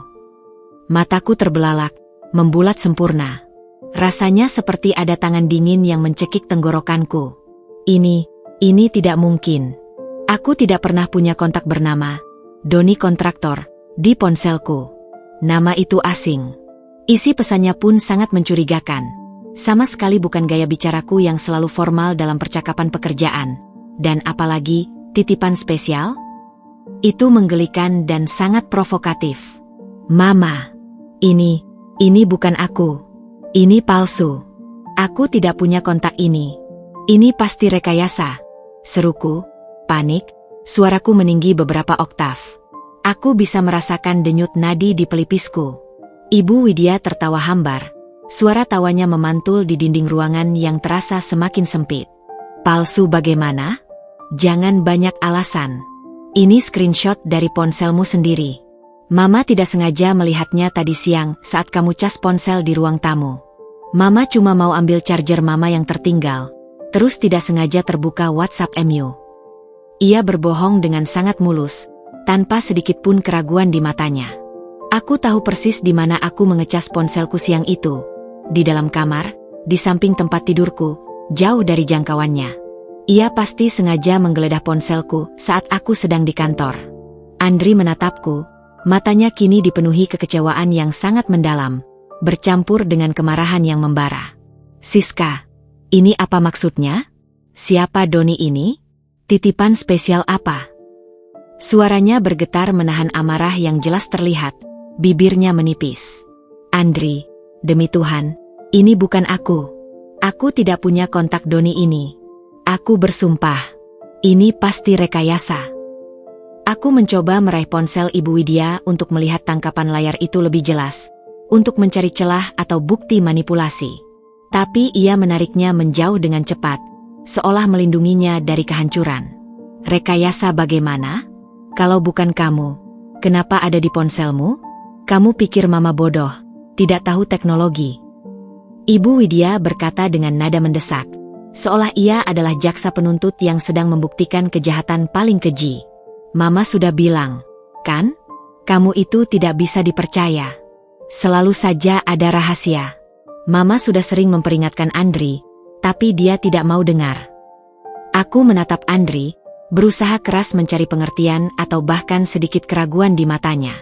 Tapi yang kulihat hanyalah kemarahan, kekecewaan, dan sebuah keyakinan yang mengakar bahwa aku telah mengkhianatinya. Jelas, perangkap maya ini telah bekerja sempurna, bahkan melebihi ekspektasi Ibu Widya. Andri sudah sepenuhnya percaya pada tangkapan layar palsu itu. Air mataku mulai menetes, meluncur deras di pipiku. Sejak hari itu, ponselku terasa seperti bom waktu yang siap meledak kapan saja. Aku tahu Ibu Widya tidak akan berhenti. Ia akan terus mencari-cari, bahkan membuat bukti palsu lainnya untuk menjatuhkanku. Aku merasa diawasi setiap detik, seolah ada kamera tersembunyi di mana-mana, mencatat setiap gerak-gerikku. Perangkap maya ini, yang ia ciptakan dari hal-hal remeh seperti tangkapan layar yang dimanipulasi, kini menjelma menjadi monster yang melahap kepercayaanku dan Andri. Aku mencoba menjelaskan pada Andri lagi dan lagi. Aku mencoba menunjukkan log panggilan dan pesan di ponselku yang tidak ada nama Doni tersebut. Aku mencoba menjelaskan bahwa screenshot bisa saja dimanipulasi, bahwa itu adalah teknologi yang mudah disalahgunakan. Aku bahkan menawarkan untuk membawa ponselku ke teknisi untuk membuktikan keaslian filenya. Tapi ia hanya menggeleng, menolak semua penjelasanku. Mama tidak mungkin sejauh itu berbohong. Siska, dia ibuku. Dia hanya ingin yang terbaik untukku dan Rio. Dia tidak akan mengarang cerita yang bisa menghancurkan keluargaku sendiri. Kata-kata itu menghantamku telak, menembus hatiku seperti anak panah. Jadi, di matanya, aku yang berbohong. Aku yang tidak ingin yang terbaik untuknya dan Rio. Aku yang menjadi biang keladi kehancuran ini. Aku merasa putus asa. Bagaimana bisa melawan sesuatu yang tidak nyata, yang hanya ada dalam imajinasi jahat Ibu Widya dan kecurigaan Andri? Perangkap maya ini telah menjebakku, mengunci diriku dalam lingkaran tuduhan tanpa akhir. Setiap hari adalah penyiksaan. Aku tahu, batas kesabaranku sudah diambang, nyaris pecah. Dan batas kesabaran Andri pun sepertinya sudah habis, karena ia mulai menunjukkan tanda-tanda penolakan yang lebih serius. Atmosfer di rumah kami kini begitu pekat, seolah udara pun berat untuk dihirup. Setiap tarikan napas terasa menyesakan. Perangkap maya yang dibuat Ibu Widya dengan tangkapan layar palsu itu telah berhasil melubangi hati Andri. Tatapan curiga yang menusuk kini berubah menjadi dingin, hampa, tanpa kehangatan. Dinding tak kasat mata antara kami semakin tebal dan tinggi. Kami masih tinggal di bawah satu atap, berbagi ranjang yang sama, namun terasa seperti orang asing yang terpaksa hidup bersama, terikat oleh status pernikahan namun terpisah oleh jurang prasangka. Andri mulai membatasi interaksinya denganku secara drastis. Obrolan kami berkurang hingga nyaris tak ada, hanya sebatas hal-hal yang sangat penting terkait Rio atau keperluan rumah tangga yang mendesak. Dan itu pun diutarakan dengan nada formal yang kaku. Ia tidak lagi bertanya tentang pekerjaanku, tentang hariku, atau tentang perasaanku. Dan aku pun berhenti mencoba berbagi. Rasanya percuma. Setiap kata yang keluar dari mulutku akan dipertanyakan, dicurigai, atau bahkan diputarbalikkan menjadi senjata untuk menyerangku. Aku merasa seperti ada meteran yang terus menghitung setiap gerak-gerikku. Suatu malam, aku pulang agak lebih awal dari biasanya, sekitar pukul 9 malam. Sebuah anomali di tengah proyek yang sedang kacau balau. Aku sengaja mempercepat pekerjaanku, melewatkan briefing singkat dengan tim, berharap bisa menghabiskan waktu lebih lama dengan Rio sebelum ia tidur, dan mungkin sedikit waktu berdua dengan Andri. Aku membuka pintu dengan sangat hati-hati, berusaha tidak membuat suara. Rumah terasa sepi, hanya ada suara televisi samar dari ruang keluarga. Ibu Widya sudah di kamarnya, mungkin sedang bersiap untuk menonton sinetron kesayangannya yang selalu ia ceritakan pada Andri di pagi hari. Aku masuk ke kamar, dan menemukan Andri sedang duduk di tepi ranjang, membolak-balik album foto pernikahan kami. Hati kecilku berdesir, sebersit harapan muncul. Mungkin ia sedang merindukan masa lalu kami yang indah? Mungkin ia mengingat cinta kami? Sudah tidur Rio? Tanyaku pelan, mendekat, mencoba menyunggingkan senyum. Ia terkesiap, seperti seseorang yang tertangkap basah sedang melakukan sesuatu yang rahasia. Ia buru-buru menutup album itu, seolah sedang menyembunyikan bukti kejahatan, dan meletakkannya di nakas. Ia berdeham, menatapku sekilas dengan tatapan hampa, lalu mengalihkan pandangan ke dinding. Sudah. Tadi dia merengek nyariin kamu. Aku bilang kamu lagi kerja. Nanti kalau sudah tidak sibuk akan pulang. Maaf, kataku pelan. Ada rasa bersalah yang menusuk. Aku usahakan untuk pulang lebih awal besok. Aku janji. Ia hanya mengangguk, tanpa ekspresi. Kemudian, ia beranjak dari ranjang. Aku mau ke ruang TV sebentar. Ada pertandingan bola yang penting. Aku menatap punggungnya yang menjauh, seolah ia sedang lari dariku. Dulu, ia pasti akan memelukku, menanyakan bagaimana hariku, atau setidaknya, mengajakku bicara. Sekarang, ia selalu mencari alasan untuk menghindar, bahkan dari kontak mata. Rasanya seperti ada kaca tebal yang memisahkan kami. Aku bisa melihatnya, ia ada di sana, dekat denganku, tapi aku tidak bisa menyentuhnya, tidak bisa menjangkaunya, tidak bisa lagi merasakan kehadirannya yang utuh. Puncaknya terjadi pada suatu Sabtu pagi yang cerah. Aku sudah berniat mengajak Andri dan Rio pergi ke taman bermain yang baru dibuka di pinggir kota. Aku sudah merencanakan ini sejak lama, sebagai penebus dosa atas jam-jam lemburku, sebagai upaya untuk mengembalikan kehangatan keluarga kami. Aku bahkan sudah mencari tahu wahana apa saja yang disukai Rio. Andri, bagaimana kalau hari ini kita ke taman bermain? Rio pasti senang sekali. Aku sudah cari tiketnya online, kataku bersemangat di meja sarapan, mencoba menciptakan suasana ceria. Andri sedang menyesap kopinya, jemarinya mengetuk-ngetuk cangkir. Ia mengangkat alisnya, menatapku dengan tatapan yang sulit diartikan. Taman bermain? Maaf, SIS. Aku tidak bisa. Ada urusan mendadak dengan teman. Jantungku mencelos, seperti ada beban berat yang jatuh. Urusan mendadak? Tapi ini sudah direncanakan dari minggu lalu. Rio sudah sangat antusias. Memang mendadak. Ada hal penting yang harus diurus, tidak bisa ditunda. Jawabnya singkat, tanpa melihatku. Matanya kini fokus pada remah-remah roti di piring. Nada suaranya dingin, tak terbantahkan. Ibu Widya, yang sedari tadi pura-pura sibuk membaca koran harian, tiba-tiba angkat bicara. Suaranya dipenuhi nada prihatin yang dibuat-buat. Iya, Siska. Andri itu kan laki-laki. Dia punya banyak urusan penting, urusan pekerjaan, tidak bisa selalu diganggu dengan acara main-main yang tidak penting seperti itu. Apalagi kamu kan sering sibuk sendiri. Jadi Andri juga butuh waktu untuk dirinya sendiri, bersosialisasi dengan teman-temannya. Aku menatap Andri, berusaha mencari tahu apa sebenarnya urusan mendadak yang begitu penting itu. Aku ingin sekali bertanya, tapi tatapannya yang dingin dan menghindar membuatku bungkam. Kemudian, aku melihatnya beranjak dari meja makan.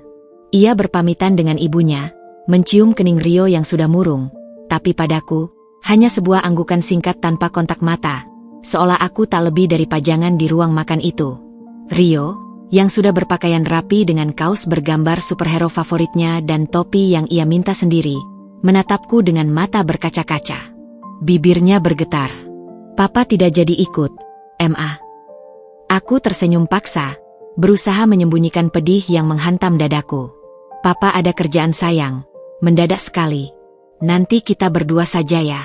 Kita main sampai puas.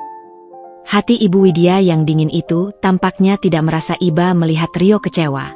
Bahkan ia menambahkan, itu karena mamamu terlalu sibuk kerja, Rio.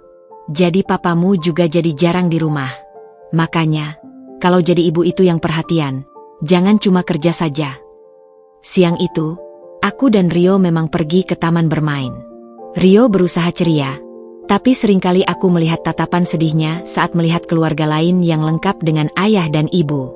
Tawaku terasa hambar, senyumku terasa palsu, seperti topeng yang kupakai. Sepanjang hari, aku terus memikirkan Andri. Apakah ia benar-benar ada urusan mendadak? Atau ia sengaja menghindari pergi bersamaku, menghindari keluarga kecil ini karena ia sudah terlalu termakan racun ibunya? Saat kami pulang menjelang sore, mobil Andri sudah terparkir rapi di garasi. Aku masuk, dan mendengar suara Andri dan Ibu Widya dari ruang keluarga yang terbuka. Mereka tidak menyadari aku sudah pulang. Suara mereka terdengar serius. Mama tidak bohong kan? Lihat, Siska itu memang tidak peduli sama kamu. Dia hanya peduli sama pekerjaannya, sama dunianinya sendiri. Dia itu egois. Suara Ibu Widya terdengar jelas, dipenuhi provokasi. Tapi Ma, dia kan kerja keras juga buat kita, buat masa depan Rio. Suara Andri terdengar sedikit ragu, ada sedikit pembelaan samar yang masih tersisa. Kerja keras apa? Kerja keras cari perhatian laki-laki lain di luar sana? Mama punya foto-fotonya. Andri, Mama tidak mau kamu buta.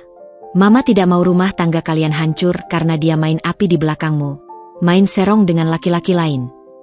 Kemudian, terdengar suara geseran kursi. Aku mengintip dari balik dinding yang memisahkan ruang tamu dan ruang keluarga. Ibu Widya menunjukkan sesuatu di ponselnya pada Andri. Aku tidak bisa melihat dengan jelas apa itu, tapi wajah Andri berubah drastis. Matanya membulat, rahangnya mengeras, urat di lehernya terlihat menegang. Ia menatap layar ponsel itu dengan tatapan marah, kecewa, dan pengkhianatan yang tak terhingga. Tangannya terkepal di samping tubuhnya. Itu adalah momen di mana aku tahu. Kepercayaan telah sepenuhnya retak, hancur berkeping-keping. Andri telah sepenuhnya diyakinkan oleh semua perangkap maya dan bisikan beracun ibunya. Ia tidak lagi melihatku sebagai istrinya, ibu dari anaknya, melainkan sebagai seorang pengkhianat yang tak layak dipercaya. Badai yang kutakutkan itu kini benar-benar telah tiba, dan dampaknya jauh lebih parah dari yang kubayangkan. Aku tahu, hidup kami tidak akan pernah sama lagi. Setelah insiden perangkap maya yang dibuat Ibu Widya dengan tangkapan layar palsu itu, sebuah jeda panjang yang dingin menyelimuti seluruh sudut rumah kami. Bukan jeda yang menenangkan atau memberikan ruang untuk introspeksi, melainkan jeda yang menjauhkan, yang mengikis sisa-sisa kedekatan kami hingga ke akarnya. Andri tidak lagi berusaha berbicara padaku, bahkan untuk hal-hal sepele sekalipun. Komunikasi kami kini hanya sebatas pesan teks yang singkat dan hambar, jika itu pun memang benar-benar perlu, seperti urusan Rio atau tagihan bulanan. Tatapannya padaku adalah tatapan orang asing, atau lebih buruk lagi, tatapan penuh kebencian dan kekecewaan yang tak termaafkan. Meja makan, yang dulu menjadi tempat berkumpul dan berbagi cerita di penghujung hari, kini terasa seperti medan perang dingin. Makan malam bersama terasa seperti siksaan yang berkepanjangan. Aku akan duduk di satu sisi meja, Rio di sampingku, dan Andri di seberangku, seolah sengaja menjaga jarak. Ibu Widya, tentu saja, selalu ada di sana, di tempatnya yang strategis, memainkan perannya sebagai penyelamat bagi putranya yang teraniaya. Ia akan sesekali melirikku dengan senyum tipis, puas dengan hasil intriknya yang berhasil memecah belah kami. Andri akan makan dalam diam, sesekali menyuapi Rio dengan penuh kasih sayang, tapi sama sekali tak mempedulikanku. Ia bahkan tidak lagi berusaha menyembunyikan ponselnya. Kadang ia asyik bermain game di ponselnya, kadang ia membalas pesan, atau bahkan menelpon seseorang tanpa berusaha merendahkan suaranya, seolah aku tidak ada di sana. Aku bisa merasakan tatapan Ibu Widya yang seolah berkata, "Lihat, Siska, suamimu sudah tidak peduli padamu. Kamu memang pantas sendirian." Pernah suatu malam, Rio demam tinggi. Suhu tubuhnya mencapai 39 derajat Celcius, membuat badannya panas membara. Aku panik luar biasa. Wajah Rio pucat. Ia merengek-rengek pelan. Aku langsung bergegas mengambil handuk kecil dan baskom berisi air hangat untuk mengompres dahinya, lalu mencari obat penurun panas di lemari obat. Andri ada di kamar, membaca buku di samping ranjang, seolah dunia di luar kamar tidak ada. Dari, "Rio demam tinggi sekali. Aku butuh bantuanmu," panggilku panik, suaraku bergetar. Ia datang, melihat Rio yang terbaring lemas, lalu menghela napas panjang, seolah aku sedang mengganggu ketenangan malamnya. "Sudah diberi obat?" tanyanya datar, tanpa ekspresi. "Belum. Aku mau cari termometer dulu. Kamu bisa bantu kompres dahinya sementara aku siapkan obat," pintaku, berharap ada sedikit kepedulian. Ia mengambil termometer dari laci nakas, mengukur suhu Rio, lalu mengembalikannya kepadaku begitu saja. "Sudah segitu suhunya. Berikan saja obatnya. Aku mau lanjut baca buku. Kalau butuh apa-apa, panggil mama saja." Ia berbalik, kembali ke kamarnya, meninggalkan aku yang masih terpaku. Aku tercengang, tak percaya dengan apa yang baru saja kulihat dan dengar. Ini bukan Andri yang dulu. Andri yang dulu akan panik bersamaku, menggendong Rio erat-erat, dan langsung membawanya ke rumah sakit jika perlu, tanpa harus kuminta.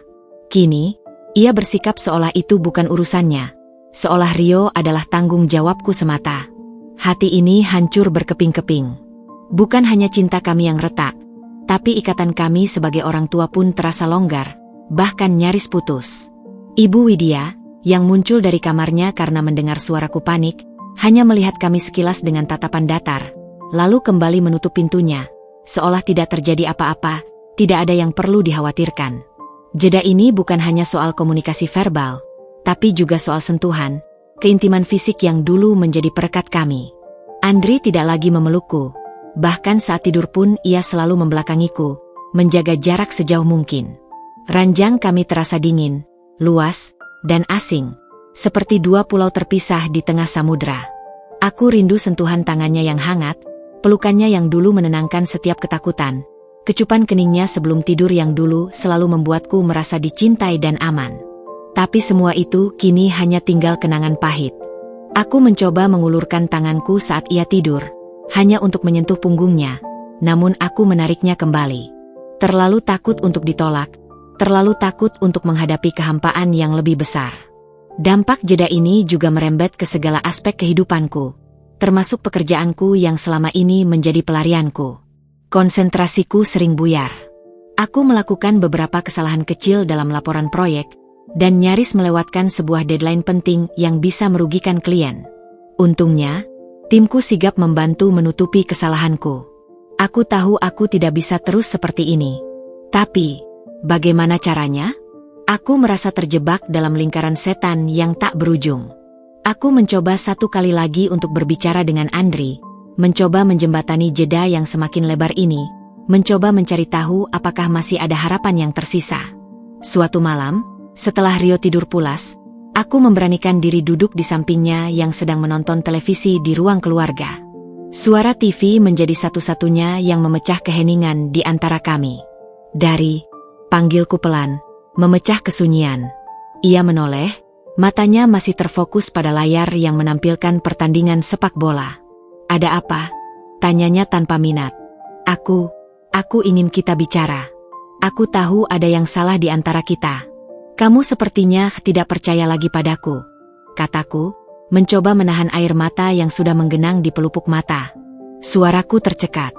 Ia mendengus, tawa sinis keluar dari bibirnya. Bicara apa lagi, Siska? Bukti sudah jelas. Mama sudah menunjukkan semuanya. Aku tidak bodoh, Siska. Aku sudah melihat dengan mata kepalaku sendiri apa yang Mama temukan. Bukti apa? Bukti palsu itu? Rekayasa Ibu Widya. Aku merasakan kemarahan mulai menjalar di dadaku, bersamaan dengan rasa sakit yang tak tertahankan. Andri menatapku dingin, tatapannya membeku. Cukup, Siska. Aku sudah lelah dengan semua drama ini. Aku butuh ketenangan. Ia lalu berdiri, mematikan televisi, dan tanpa sepatah kata pun, masuk ke kamar. Ia tidur di sofa di ruang keluarga malam itu, sebuah pilihan yang jelas menunjukkan penolakannya padaku.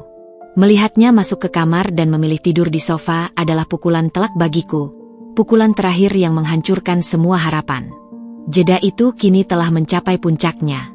Ia tidak hanya menjauh secara emosional, tapi juga secara fisik. Aku tahu, ini bukan lagi sekadar keretakan yang bisa diperbaiki.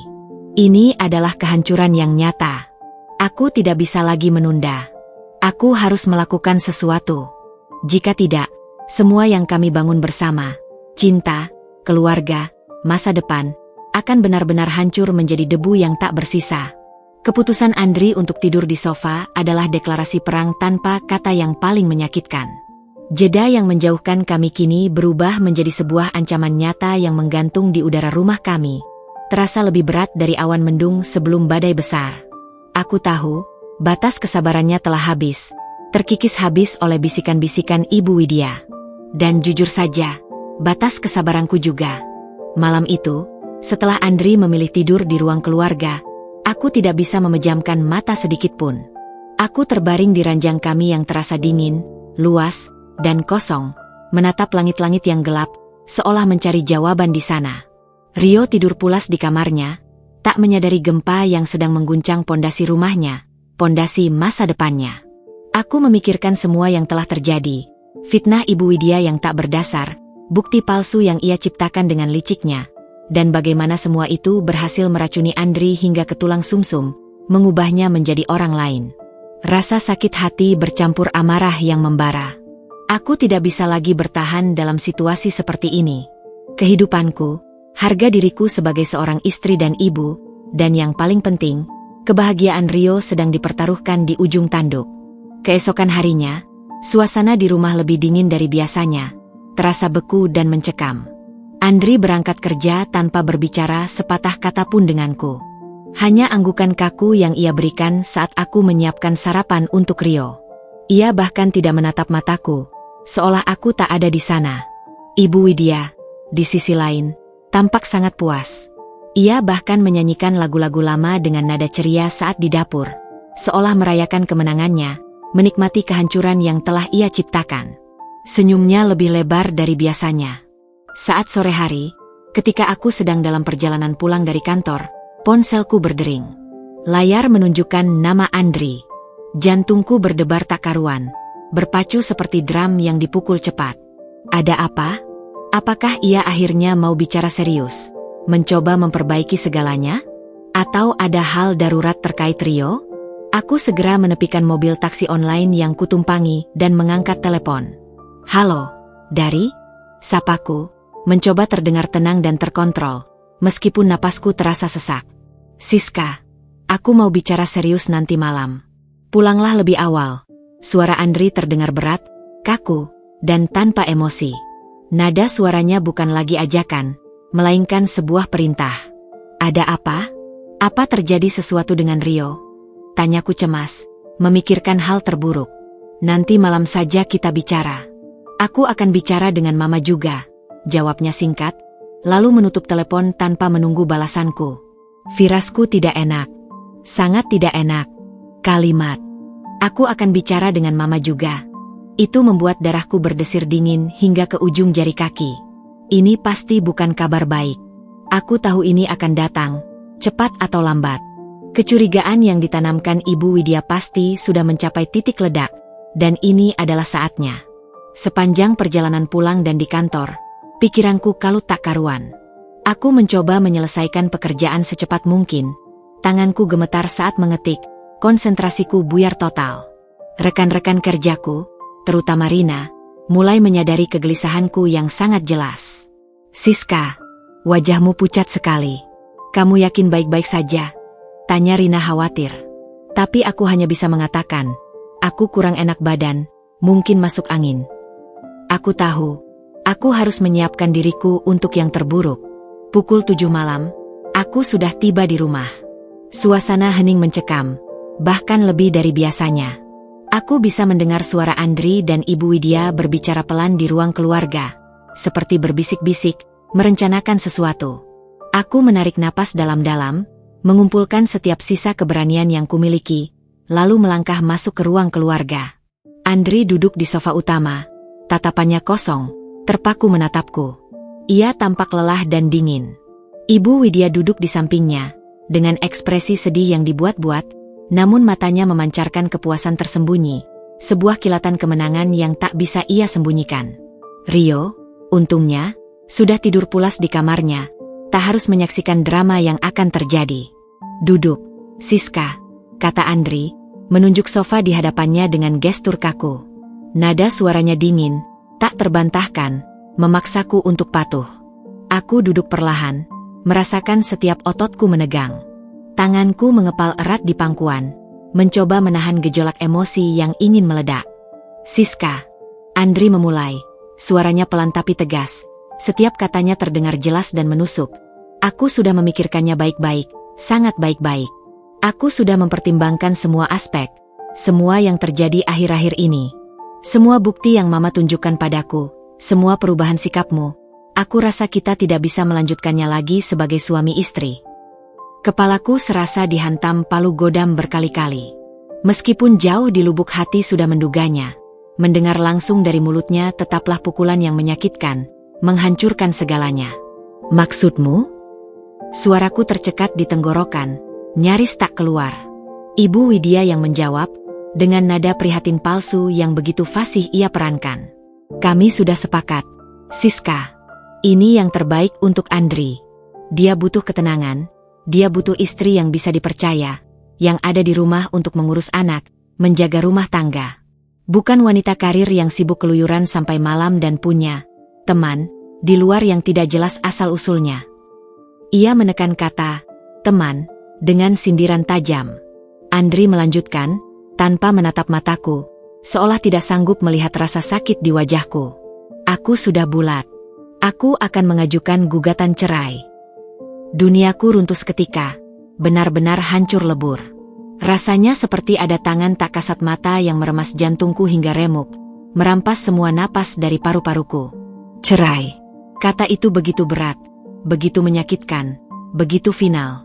Semua perjuangan, semua pengorbanan, semua cinta yang telah kami bangun selama 7 tahun, akan berakhir sia-sia hanya karena fitnah keji dari seorang mertua yang menyimpan dendam. Aku menatap Ibu Widya, yang kini menyunggingkan senyum kemenangan yang jelas terlihat di bibirnya. Ia bahkan tak berusaha menyembunyikannya lagi. Aku tidak bisa lagi menahan diri. Kemarahan membakar setiap sel tubuhku, mengalahkan rasa sakit dan kesedihan. Jadi, karena semua fitnahmu ini, Mama ingin menghancurkan rumah tanggaku? Ingin menghancurkan keluarga Rio? Membuat anakku kehilangan keluarganya yang utuh? Kataku, suaraku meninggi, bergetar hebat menahan amarah yang meledak tak tertahankan. Jaga bicaramu, Siska, bentak Ibu Widya, kini dengan wajah merah padam, kehilangan topeng prihatinnya. Mama hanya ingin Andri bahagia. Dan kebahagiaannya bukan bersamamu, wanita yang tidak bisa dipercaya, yang hanya membawa masalah dan aib. Aku berdiri, melangkah mendekat ke Andri, menatapnya dengan mata berkaca-kaca, berharap ada secercah keraguan di sana. Andri, kamu percaya semua ini? Kamu lebih percaya pada fitnah ibumu daripada istrimu sendiri? Kamu tahu bagaimana aku bekerja keras, bagaimana aku berjuang siang malam demi keluarga ini, demi kamu dan Rio. Andri memalingkan wajahnya, menghindar dari tatapanku. Bahunya merosot. Aku sudah melihat cukup banyak, Siska. Aku sudah yakin. Ini yang terbaik untuk kita semua. Untuk Rio juga. Kata-kata itu adalah pukulan telak terakhir, menancap tepat di hatiku. Ia telah memilih. Ia telah sepenuhnya percaya pada kebohongan dan intrik ibunya. Air mataku mengalir deras. Namun kini bukan lagi air mata kesedihan semata, melainkan air mata kemarahan, frustrasi, dan sebuah tekad yang membaja. Ancaman perceraian ini, yang tadinya hanya bayangan mengerikan, kini telah nyata di depan mata. Aku tahu aku tidak bisa menyerah begitu saja. Aku akan berjuang. Aku akan membuktikan kebenaran. Dan aku akan memastikan bahwa keadilan akan ditegakkan, tidak peduli seberapa besar harga yang harus kubayar, tidak peduli seberapa menyakitkan proses ini. Mereka tidak bisa menghancurkan hidupku begitu saja. Malam setelah Andri menyatakan niatnya untuk mengajukan gugatan cerai adalah titik balik dalam hidupku. Air mata sudah kering, digantikan oleh bara api kemarahan dan tekad yang membara. Aku tidak bisa lagi menjadi Siska yang pasif, yang hanya menerima setiap tuduhan dan sindiran. Kini, aku adalah Siska yang akan berjuang, bukan hanya demi diriku, tapi demi masa depan Rio, dan demi membersihkan nama baikku. Pertarungan ini bukan hanya tentang mempertahankan pernikahan, tapi juga tentang menegakkan kebenaran. Keesokan paginya, aku bangun lebih awal dari biasanya. Bukan untuk bekerja, tapi untuk merencanakan langkah selanjutnya. Otakku berputar cepat, menyusun strategi. Pertarungan hukum ini membutuhkan bukti, fakta, dan saksi yang kuat. Langkah pertamaku adalah mencari seorang pengacara. Aku menghubungi Rina, sahabatku di kantor, yang kebetulan punya kenalan di firma hukum. Ia adalah satu-satunya orang yang kupercaya saat ini. Aku menemuinya di sebuah kafe di luar jam kerja, menceritakan semua yang terjadi, dari bisikan Ibu Widya hingga perangkap maya yang membuat Andri percaya pada fitnah. Rina mendengarkan dengan saksama, matanya memancarkan simpati dan kemarahan. Siska, ini gila. Aku tidak percaya ibu mertuamu bisa sejahat itu, serunya, mengepalkan tangan. Tenang, aku akan membantumu. Aku kenal seorang pengacara perceraian yang sangat handal. Namanya Bu Fatma. Dia tegas dan sangat profesional. Aku akan mengatur pertemuan untukmu secepatnya. 2 hari kemudian, aku bertemu dengan Bu Fatma di kantornya. Wanita parubaya itu memiliki aura yang kuat, matanya tajam dan penuh pengalaman. Aku menceritakan kronologi kejadian dengan detail, menunjukkan setiap pesan singkat Andri yang berubah dingin, menjelaskan bagaimana Ibu Widya secara sistematis meracuni pikirannya, dan terutama, tentang tangkapan layar, Doni kontraktor, yang palsu. Bu Fatma mendengarkan tanpa interupsi. Ketika aku selesai, ia mengangguk-angguk. Kasus seperti ini memang sulit, Siska. Terutama karena melibatkan mertua yang secara aktif melakukan provokasi dan manipulasi. Tapi jangan khawatir, kita akan hadapi. Kuncinya adalah bukti otentik dan kesaksian yang kredibel. Ia menjelaskan langkah-langkah hukum yang harus kuambil. Pertama, kita harus mengumpulkan semua bukti yang bisa menyangkal tuduhan perselingkuhan. Ia menyarankanku untuk mengumpulkan semua jadwal kerja lemburku, termasuk surat keterangan dari kantor, catatan absensi, dan email komunikasi dengan klien atau tim. Mencari saksi dari kantor yang bisa membenarkan jam kerjaku, terutama rekan kerja yang sering lembur bersamaku, atau bahkan Bapak Tony, direktur klien utama, jika memungkinkan. Memeriksa log call dan chat ponselku untuk membuktikan bahwa tidak ada komunikasi mencurigakan dengan Doni kontraktor atau pihak ketiga lainnya. Mencari bukti bahwa Ibu Widya melakukan manipulasi atau rekayasa. Ini yang paling sulit, Bu Fatma mengakui.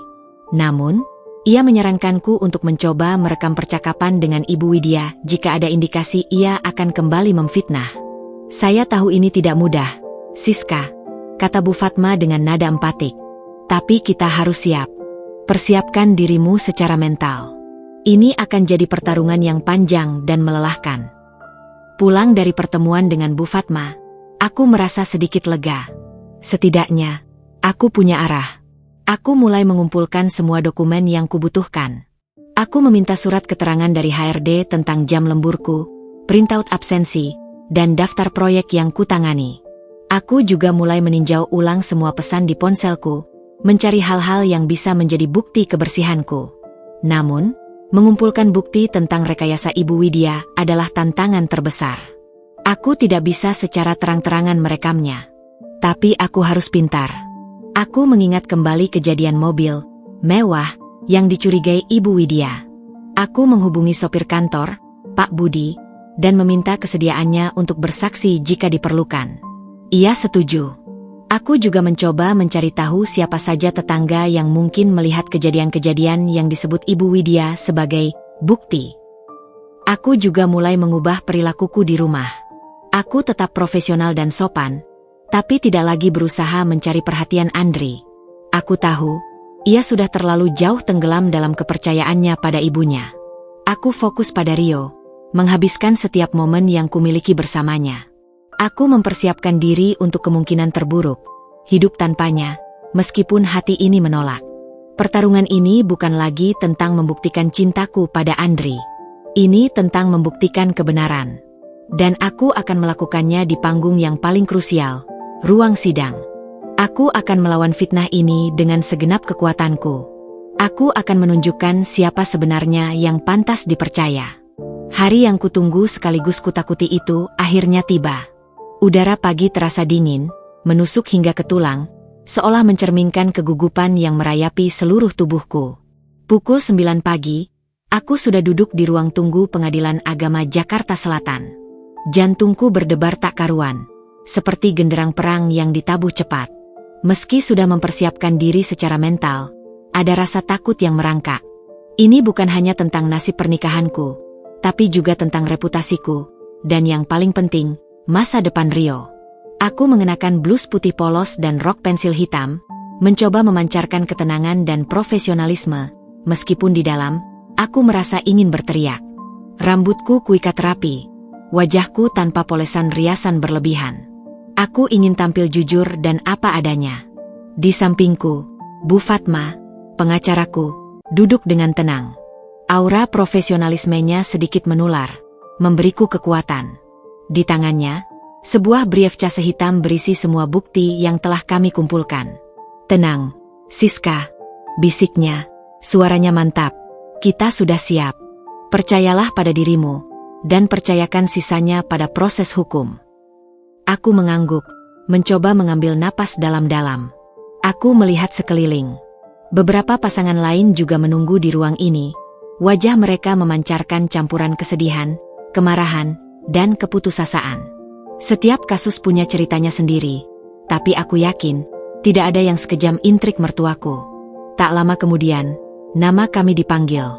Sidang cerai nomor perkara 123, PDTG 2025, Pak JS, antara Siska Herawati binti Hermawan sebagai tergugat, dan Andri Saputra bin Budi sebagai penggugat, dilanjutkan.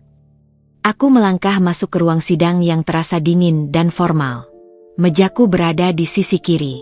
Di seberang, Andri sudah duduk di kursi penggugat, ditemani oleh seorang pria parubaya yang kuduga adalah pengacaranya.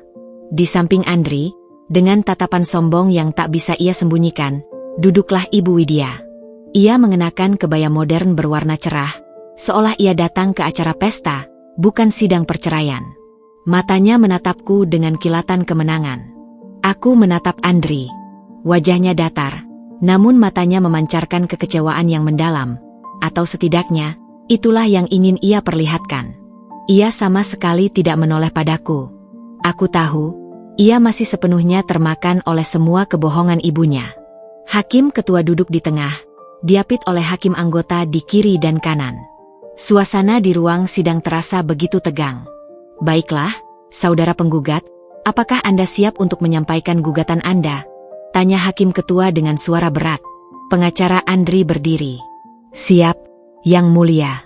Klien kami, Bapak Andri Saputra, mengajukan gugatan cerai terhadap Saudari Siska Herawati dengan alasan adanya perselingkuhan yang dilakukan oleh tergugat, yang telah menyebabkan retaknya rumah tangga dan hilangnya keharmonisan. Pengacara itu mulai membacakan detail gugatan, yang sebagian besar adalah versi karangan Ibu Widya. Ia menyebutkan tentang jam kerja lemburku yang mencurigakan, pertemuan-pertemuan dengan klien atau rekan kerja pria yang ia interpretasikan sebagai kencan, hingga bukti tangkapan layar percakapan dengan Doni kontraktor yang tidak pernah ada. Setiap kalimat yang ia lontarkan terasa seperti tusukan pisau. Aku harus menahan diri untuk tidak membantah, mengingat nasihat Bu Fatma untuk tenang dan menunggu giliranku. Ibu Widya sesekali mengangguk-angguk, seolah membenarkan setiap tuduhan. Bahkan ia sempat tersenyum sinis kepadaku. Andri hanya diam, menunduk, sesekali melirik ibunya, seolah mencari dukungan. Apakah ada bukti yang ingin disampaikan, saudara penggugat? Tanya Hakim. Ada, Yang Mulia, kata pengacara Andri. Ia lalu meminta seorang staf menyerahkan beberapa lembar foto yang buram. Ini adalah foto-foto Saudari Siska bersama seorang pria di sebuah kafe. Ini membuktikan bahwa ia sering bertemu dengan pria lain di luar pekerjaan. Aku menatap foto itu. Itu adalah foto pertemuan proyekku dengan Bapak Tony dan timnya. Foto yang sama persis dengan yang Ibu Widya tunjukkan di rumah. Jantungku berdebar kencang, tapi aku tersenyum tipis. Ini adalah salah satu bukti yang sudah kami antisipasi. Baiklah, bukti diterima. Saudara tergugat, apakah Anda ingin menyampaikan tanggapan atas gugatan ini? Giliran Hakim menatapku. Bu Fatma berdiri. Siap, Yang Mulia. Klien kami, Saudari Siska Herawati, menolak keras semua tuduhan perselingkuhan yang disampaikan penggugat. Semua tuduhan itu adalah fitnah yang tidak berdasar, yang sengaja diciptakan oleh pihak ketiga untuk menghancurkan rumah tangga klien kami. Ruang sidang sedikit bergemuruh. Andri dan Ibu Widya menatap kami dengan terkejut. Bu Fatma melanjutkan, kami akan membuktikan bahwa klien kami adalah istri yang setia dan pekerja keras. Dan kami juga akan membuktikan adanya manipulasi dan rekayasa bukti yang dilakukan oleh pihak yang berambisi menghancurkan pernikahan klien kami. Wajah Ibu Widya memucat. Ia menatap Bu Fatma dengan tatapan tajam, namun kali ini ada sedikit ketakutan di matanya. Andri terlihat bingung. Ia menoleh pada ibunya, lalu padaku. Baiklah, kata Hakim. Sidang akan dilanjutkan dengan agenda pembuktian. Saudari tergugat, apakah Anda siap dengan bukti-bukti Anda? Aku menatap Andri, lalu beralih ke Ibu Widya yang kini tampak gelisah. Bibirku membentuk senyuman tipis, senyuman yang penuh tekad. Siap, Yang Mulia, kataku dengan suara mantap, mengangguk pada Bu Fatma. Tirai panggung pengadilan telah terbuka. Pertarungan sesungguhnya baru saja dimulai. Aku akan memastikan, kebenaran akan bersinar terang di ruangan ini. Persidangan berlanjut di minggu berikutnya. Ruang sidang kembali dipenuhi ketegangan.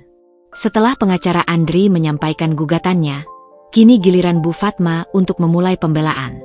Namun, sebelum kami bisa membongkar kebohongan Ibu Widya, pihak Andri meluncurkan serangan balik yang tak terduga. Yang Mulia Hakim, pengacara Andri berdiri, suaranya lantang.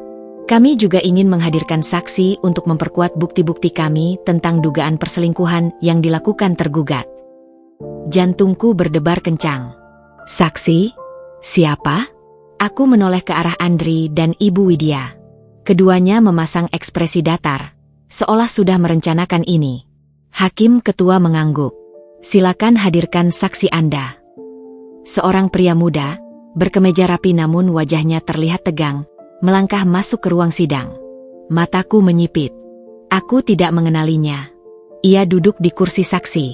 Silakan perkenalkan diri Anda dan apa hubungan Anda dengan para pihak, kata Hakim. Nama saya Doni.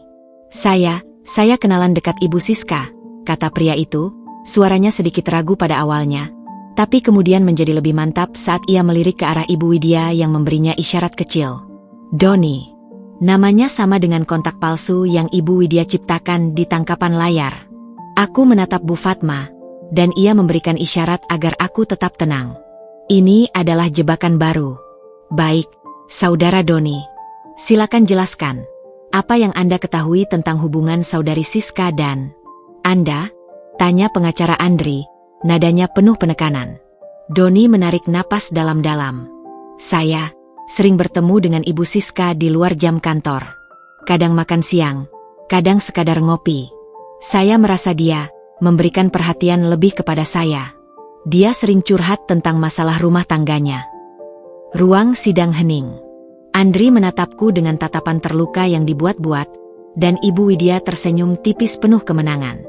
Rasanya seperti ada ribuan jarum yang menusuk hatiku. Ini adalah kebohongan yang sangat berani. Saudara Doni, bisa Anda buktikan klaim Anda ini? Tanya hakim. Bisa, Yang Mulia. Saya punya beberapa foto kami berdua, dan juga rekaman percakapan telepon, kata Doni, lalu menyerahkan ponselnya kepada staf pengadilan. Ketika foto-foto itu ditampilkan di layar, mataku membelalak. Itu adalah foto-foto hasil editing yang sangat rapi. Ada foto diriku sedang duduk di sebuah kafe, seolah sedang berbicara akrab dengannya, padahal itu foto saat aku sedang menunggu klien di sebuah kafe. Ada juga foto diriku di dekat sebuah mobil hitam yang Ibu Widya sebut mewah, di mana Doni seolah-olah baru saja turun dari mobil itu dan menatapku. Bahkan ada rekaman suara percakapan telepon yang suaranya terdengar seperti suaraku, mengucapkan kalimat-kalimat manis, namun dengan potongan-potongan kata yang diambil dari konteks berbeda dan digabungkan menjadi sebuah kebohongan berantai. Teknologi macam apa ini? Yang Mulia, ini adalah manipulasi. Foto-foto ini editan, dan rekaman suara ini dipotong-potong. Saya tidak mengenal pria ini, teriakku, tidak bisa lagi menahan diri. Hakim menatapku tajam. Saudari tergugat, harap tenang dan berikan kesempatan pada saksi untuk menyampaikan kesaksiannya. Anda akan punya kesempatan untuk membantah. Bu Fatma menenangkanku. Siska, tahan dulu. Ini memang strategi mereka. Ketika giliran Bu Fatma untuk menginterogasi Doni, ia langsung menyerang dengan cerdas. Saudara Doni, Bu Fatma memulai, suaranya tenang tapi tajam. Apakah Anda tahu konsekuensi memberikan kesaksian palsu di bawah sumpah? Doni sedikit pucat. Saya bersaksi jujur, Bu. Benarkah? Anda mengatakan Saudari Siska sering curhat pada Anda. Kapan terakhir kali Anda bertemu langsung dengannya di luar kantor? Doni terdiam, bingung. Ia melirik Ibu Widya, yang memberinya isyarat mata. Beberapa minggu yang lalu, Bu. Di mana? Di kafe dekat kantornya. Kafe yang mana? Tolong sebutkan nama kafenya. Bu Fatma mendesak. Doni ragu-ragu. Saya lupa nama kafenya, Bu. Banyak kafe di sana. Jadi Anda sering bertemu, tapi nama kafenya saja Anda lupa? Aneh sekali. Bu Fatma mencibir pelan. Lalu, Anda mengatakan memiliki hubungan dekat dengan Saudari Siska. Bisakah Anda sebutkan tanggal lahirnya? Atau warna kesukaannya? Atau nama lengkap orang tuanya? Doni gelagapan. Ia tidak bisa menjawab satupun. Keringat mulai membasahi dahinya. Ia terus melirik Ibu Widya, yang kini tampak panik. Yang Mulia, kata Bu Fatma tegas, jelas sekali saksi ini tidak mengenal klien kami secara personal, apalagi memiliki hubungan khusus. Kesaksiannya ini adalah kebohongan berantai yang disusun rapi, didukung oleh bukti-bukti digital yang direkayasa. Andri menatap Doni dengan tatapan curiga. Ia mulai melihat kejanggalan dalam kesaksian yang diberikan. Ibu Widya kini terlihat sangat gelisah. Ia berbisik-bisik kepada pengacara Andri. Hakim ketua menatap Doni dengan tatapan menyelidik. Saudara Doni, Anda akan diminta untuk menghadirkan bukti asli foto dan rekaman itu, termasuk metadata dan bukti original filenya. Jika terbukti ada manipulasi, Anda bisa didakwa dengan pasal kesaksian palsu. Doni pucat pasi. Ia menunduk, tidak berani menatap siapapun. Melihat ekspresi Andri yang mulai ragu dan kegelisahan Ibu Widya, aku tahu ini adalah celah kami. Kebohongan yang mereka ciptakan telah menjadi bumerang bagi mereka sendiri. Panggung pengadilan kini menjadi tempat di mana semua kebenaran akan terungkap, bahkan kebenaran yang paling pahit sekalipun. Bu Fatma tidak membuang waktu.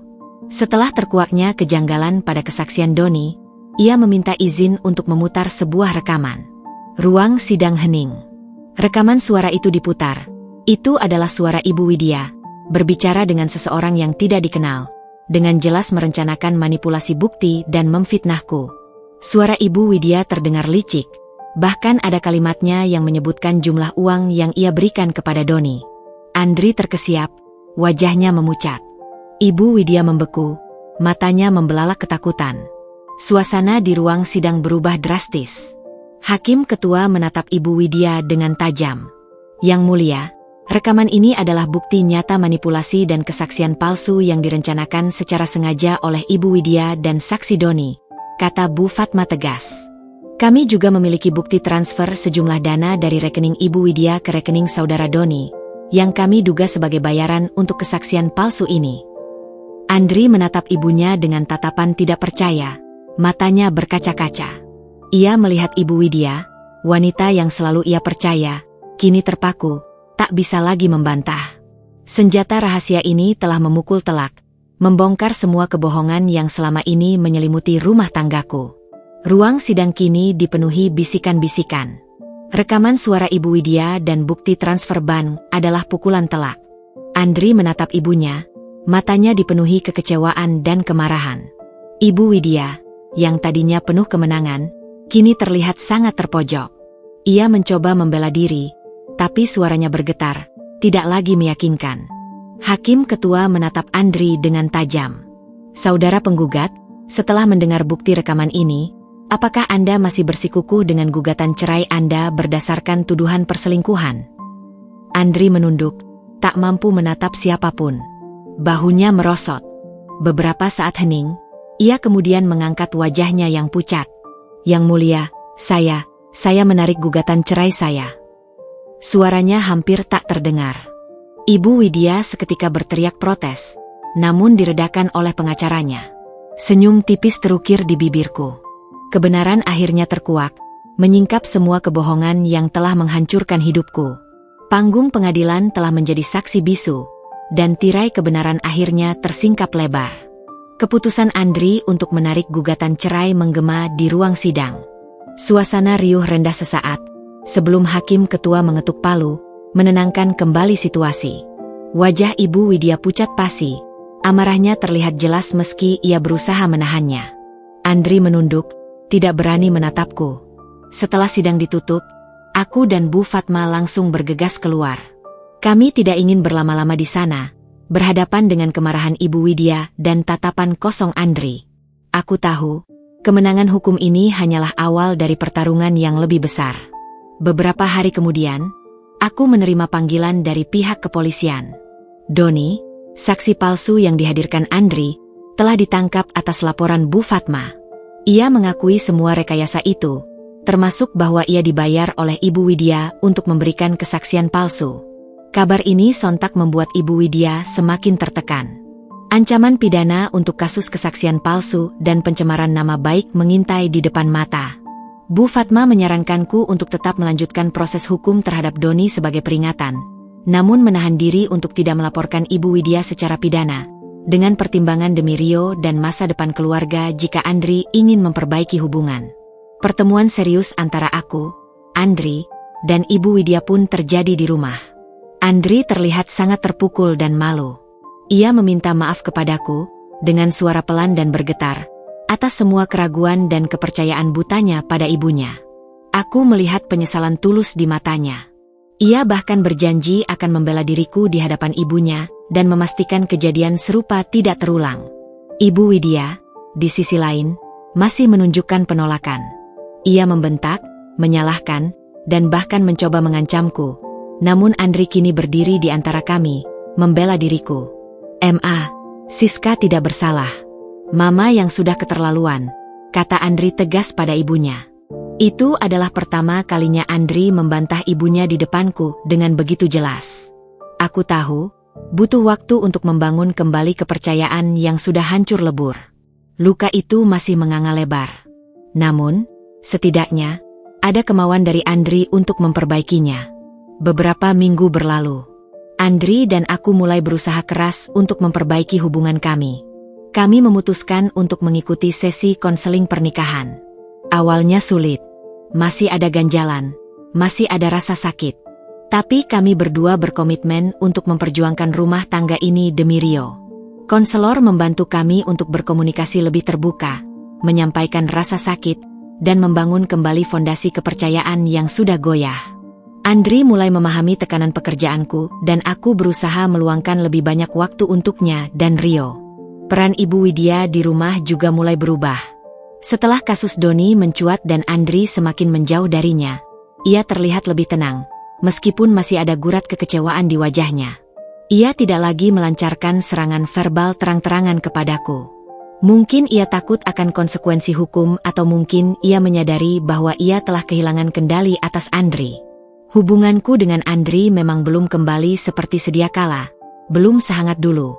Masih banyak pekerjaan rumah yang harus kami lakukan. Tapi, setidaknya, tirai gelap yang menyelimuti kami telah terbuka. Kebenaran telah terkuak, dan kami sedang memulai babak baru, yang penuh tantangan, namun juga penuh harapan. Keputusan Andri menarik gugatan cerai dan terkuaknya kebenaran di ruang sidang memang menjadi titik balik, namun bukan akhir dari perjuangan. Retakan di dinding rumah tangga kami masih ada, bahkan terasa lebih jelas kini setelah kebohongan itu terungkap. Namun, yang berbeda adalah, kini ada kemauan untuk menambal retakan itu, untuk membangun kembali, meskipun harus dimulai dari puing-puing. Minggu-minggu setelah persidangan adalah masa-masa yang berat. Andri masih bergumul dengan rasa bersalah dan penyesalan yang mendalam. Ia sering terlihat melamun, dan beberapa kali kudapati matanya memerah. Ia bahkan mulai berani menghadapi Ibu Widya, meskipun tidak setiap kali. Diskusi kami, yang awalnya terasa kaku dan canggung, perlahan mulai mengalir. Kami sepakat untuk memulai konseling pernikahan, sebuah langkah besar yang kuharapkan bisa menjadi jembatan antara kami. Sesi konseling pertama terasa seperti mengeluarkan duri satu persatu dari luka yang membusuk. Kami bicara tentang kesibukanku, tentang perasaan terabaikan Andri, dan tentu saja, tentang intervensi Ibu Widya. Aku menyampaikan rasa sakitku atas kecurigaannya, atas kepercayaannya pada fitnah yang tak berdasar. Andri mengakui kesalahannya, bagaimana ia terlalu mudah dipengaruhi, dan bagaimana ia tidak membelaku. Ada air mata dari kedua belah pihak. Konselor membantu kami melihat perspektif masing-masing, dan memahami bahwa komunikasi adalah kunci yang telah lama hilang. Perlahan, kami mulai membangun kebiasaan baru. Andri mencoba menjemputku sesekali dari kantor, meskipun hanya seminggu sekali. Ia mulai menghabiskan waktu di malam hari bersamaku dan Rio, membaca buku cerita sebelum tidur, atau sekadar menonton film bersama di ruang keluarga. Ia bahkan lebih sering bertanya tentang pekerjaanku, dan mendengarkan keluh kesahku tanpa menghakimi. Aku pun berusaha mengurangi jam lembur, sebisa mungkin. Jika harus lembur, aku akan mengabari Andri dan Rio dengan lebih sering, memastikan mereka tahu aku masih memikirkan mereka. Bagaimana dengan Ibu Widya? Perannya di rumah memang berubah drastis. Setelah kasus Doni yang menyeretnya dan ancaman pidana yang membayangi, ia menjadi lebih diam. Ia tidak lagi melontarkan sindiran atau tuduhan terang-terangan. Senyum dingin di bibirnya masih ada, tapi intensitasnya berkurang. Ia seperti sebuah tirai yang kini sedikit terbuka, menunjukkan kerapuhannya. Andri secara tegas meminta ia tidak lagi mencampuri urusan rumah tangga kami, dan ia, untuk pertama kalinya, patuh. Aku tahu ia masih tidak menyukaiku, tapi setidaknya, kini ada batas yang jelas. Hubunganku dengan Andri belum kembali sepenuhnya seperti dulu. Luka yang diakibatkan oleh kecurigaan dan kebohongan itu memang meninggalkan bekas. Terkadang, aku masih merasa sedikit canggung, dan ia pun masih berjuang dengan rasa bersalahnya. Kepercayaan adalah bangunan yang runtuh dan harus dibangun ulang dari awal, batu demi batu, dengan kesabaran dan komitmen. Namun, yang terpenting, kami berdua berkomitmen untuk berjalan ke depan. Demi Rio, demi keluarga kecil kami. Retakan itu mungkin tidak akan pernah hilang sepenuhnya, tapi kami sedang berusaha menambalnya dengan kesabaran, pengertian, dan cinta yang lebih dewasa. Kami sedang mengukir jejak baru di atas retakan, berharap jejak itu akan menuntun kami pada sebuah masa depan yang lebih kokoh, harmonis, dan dipenuhi dengan kepercayaan yang tulus.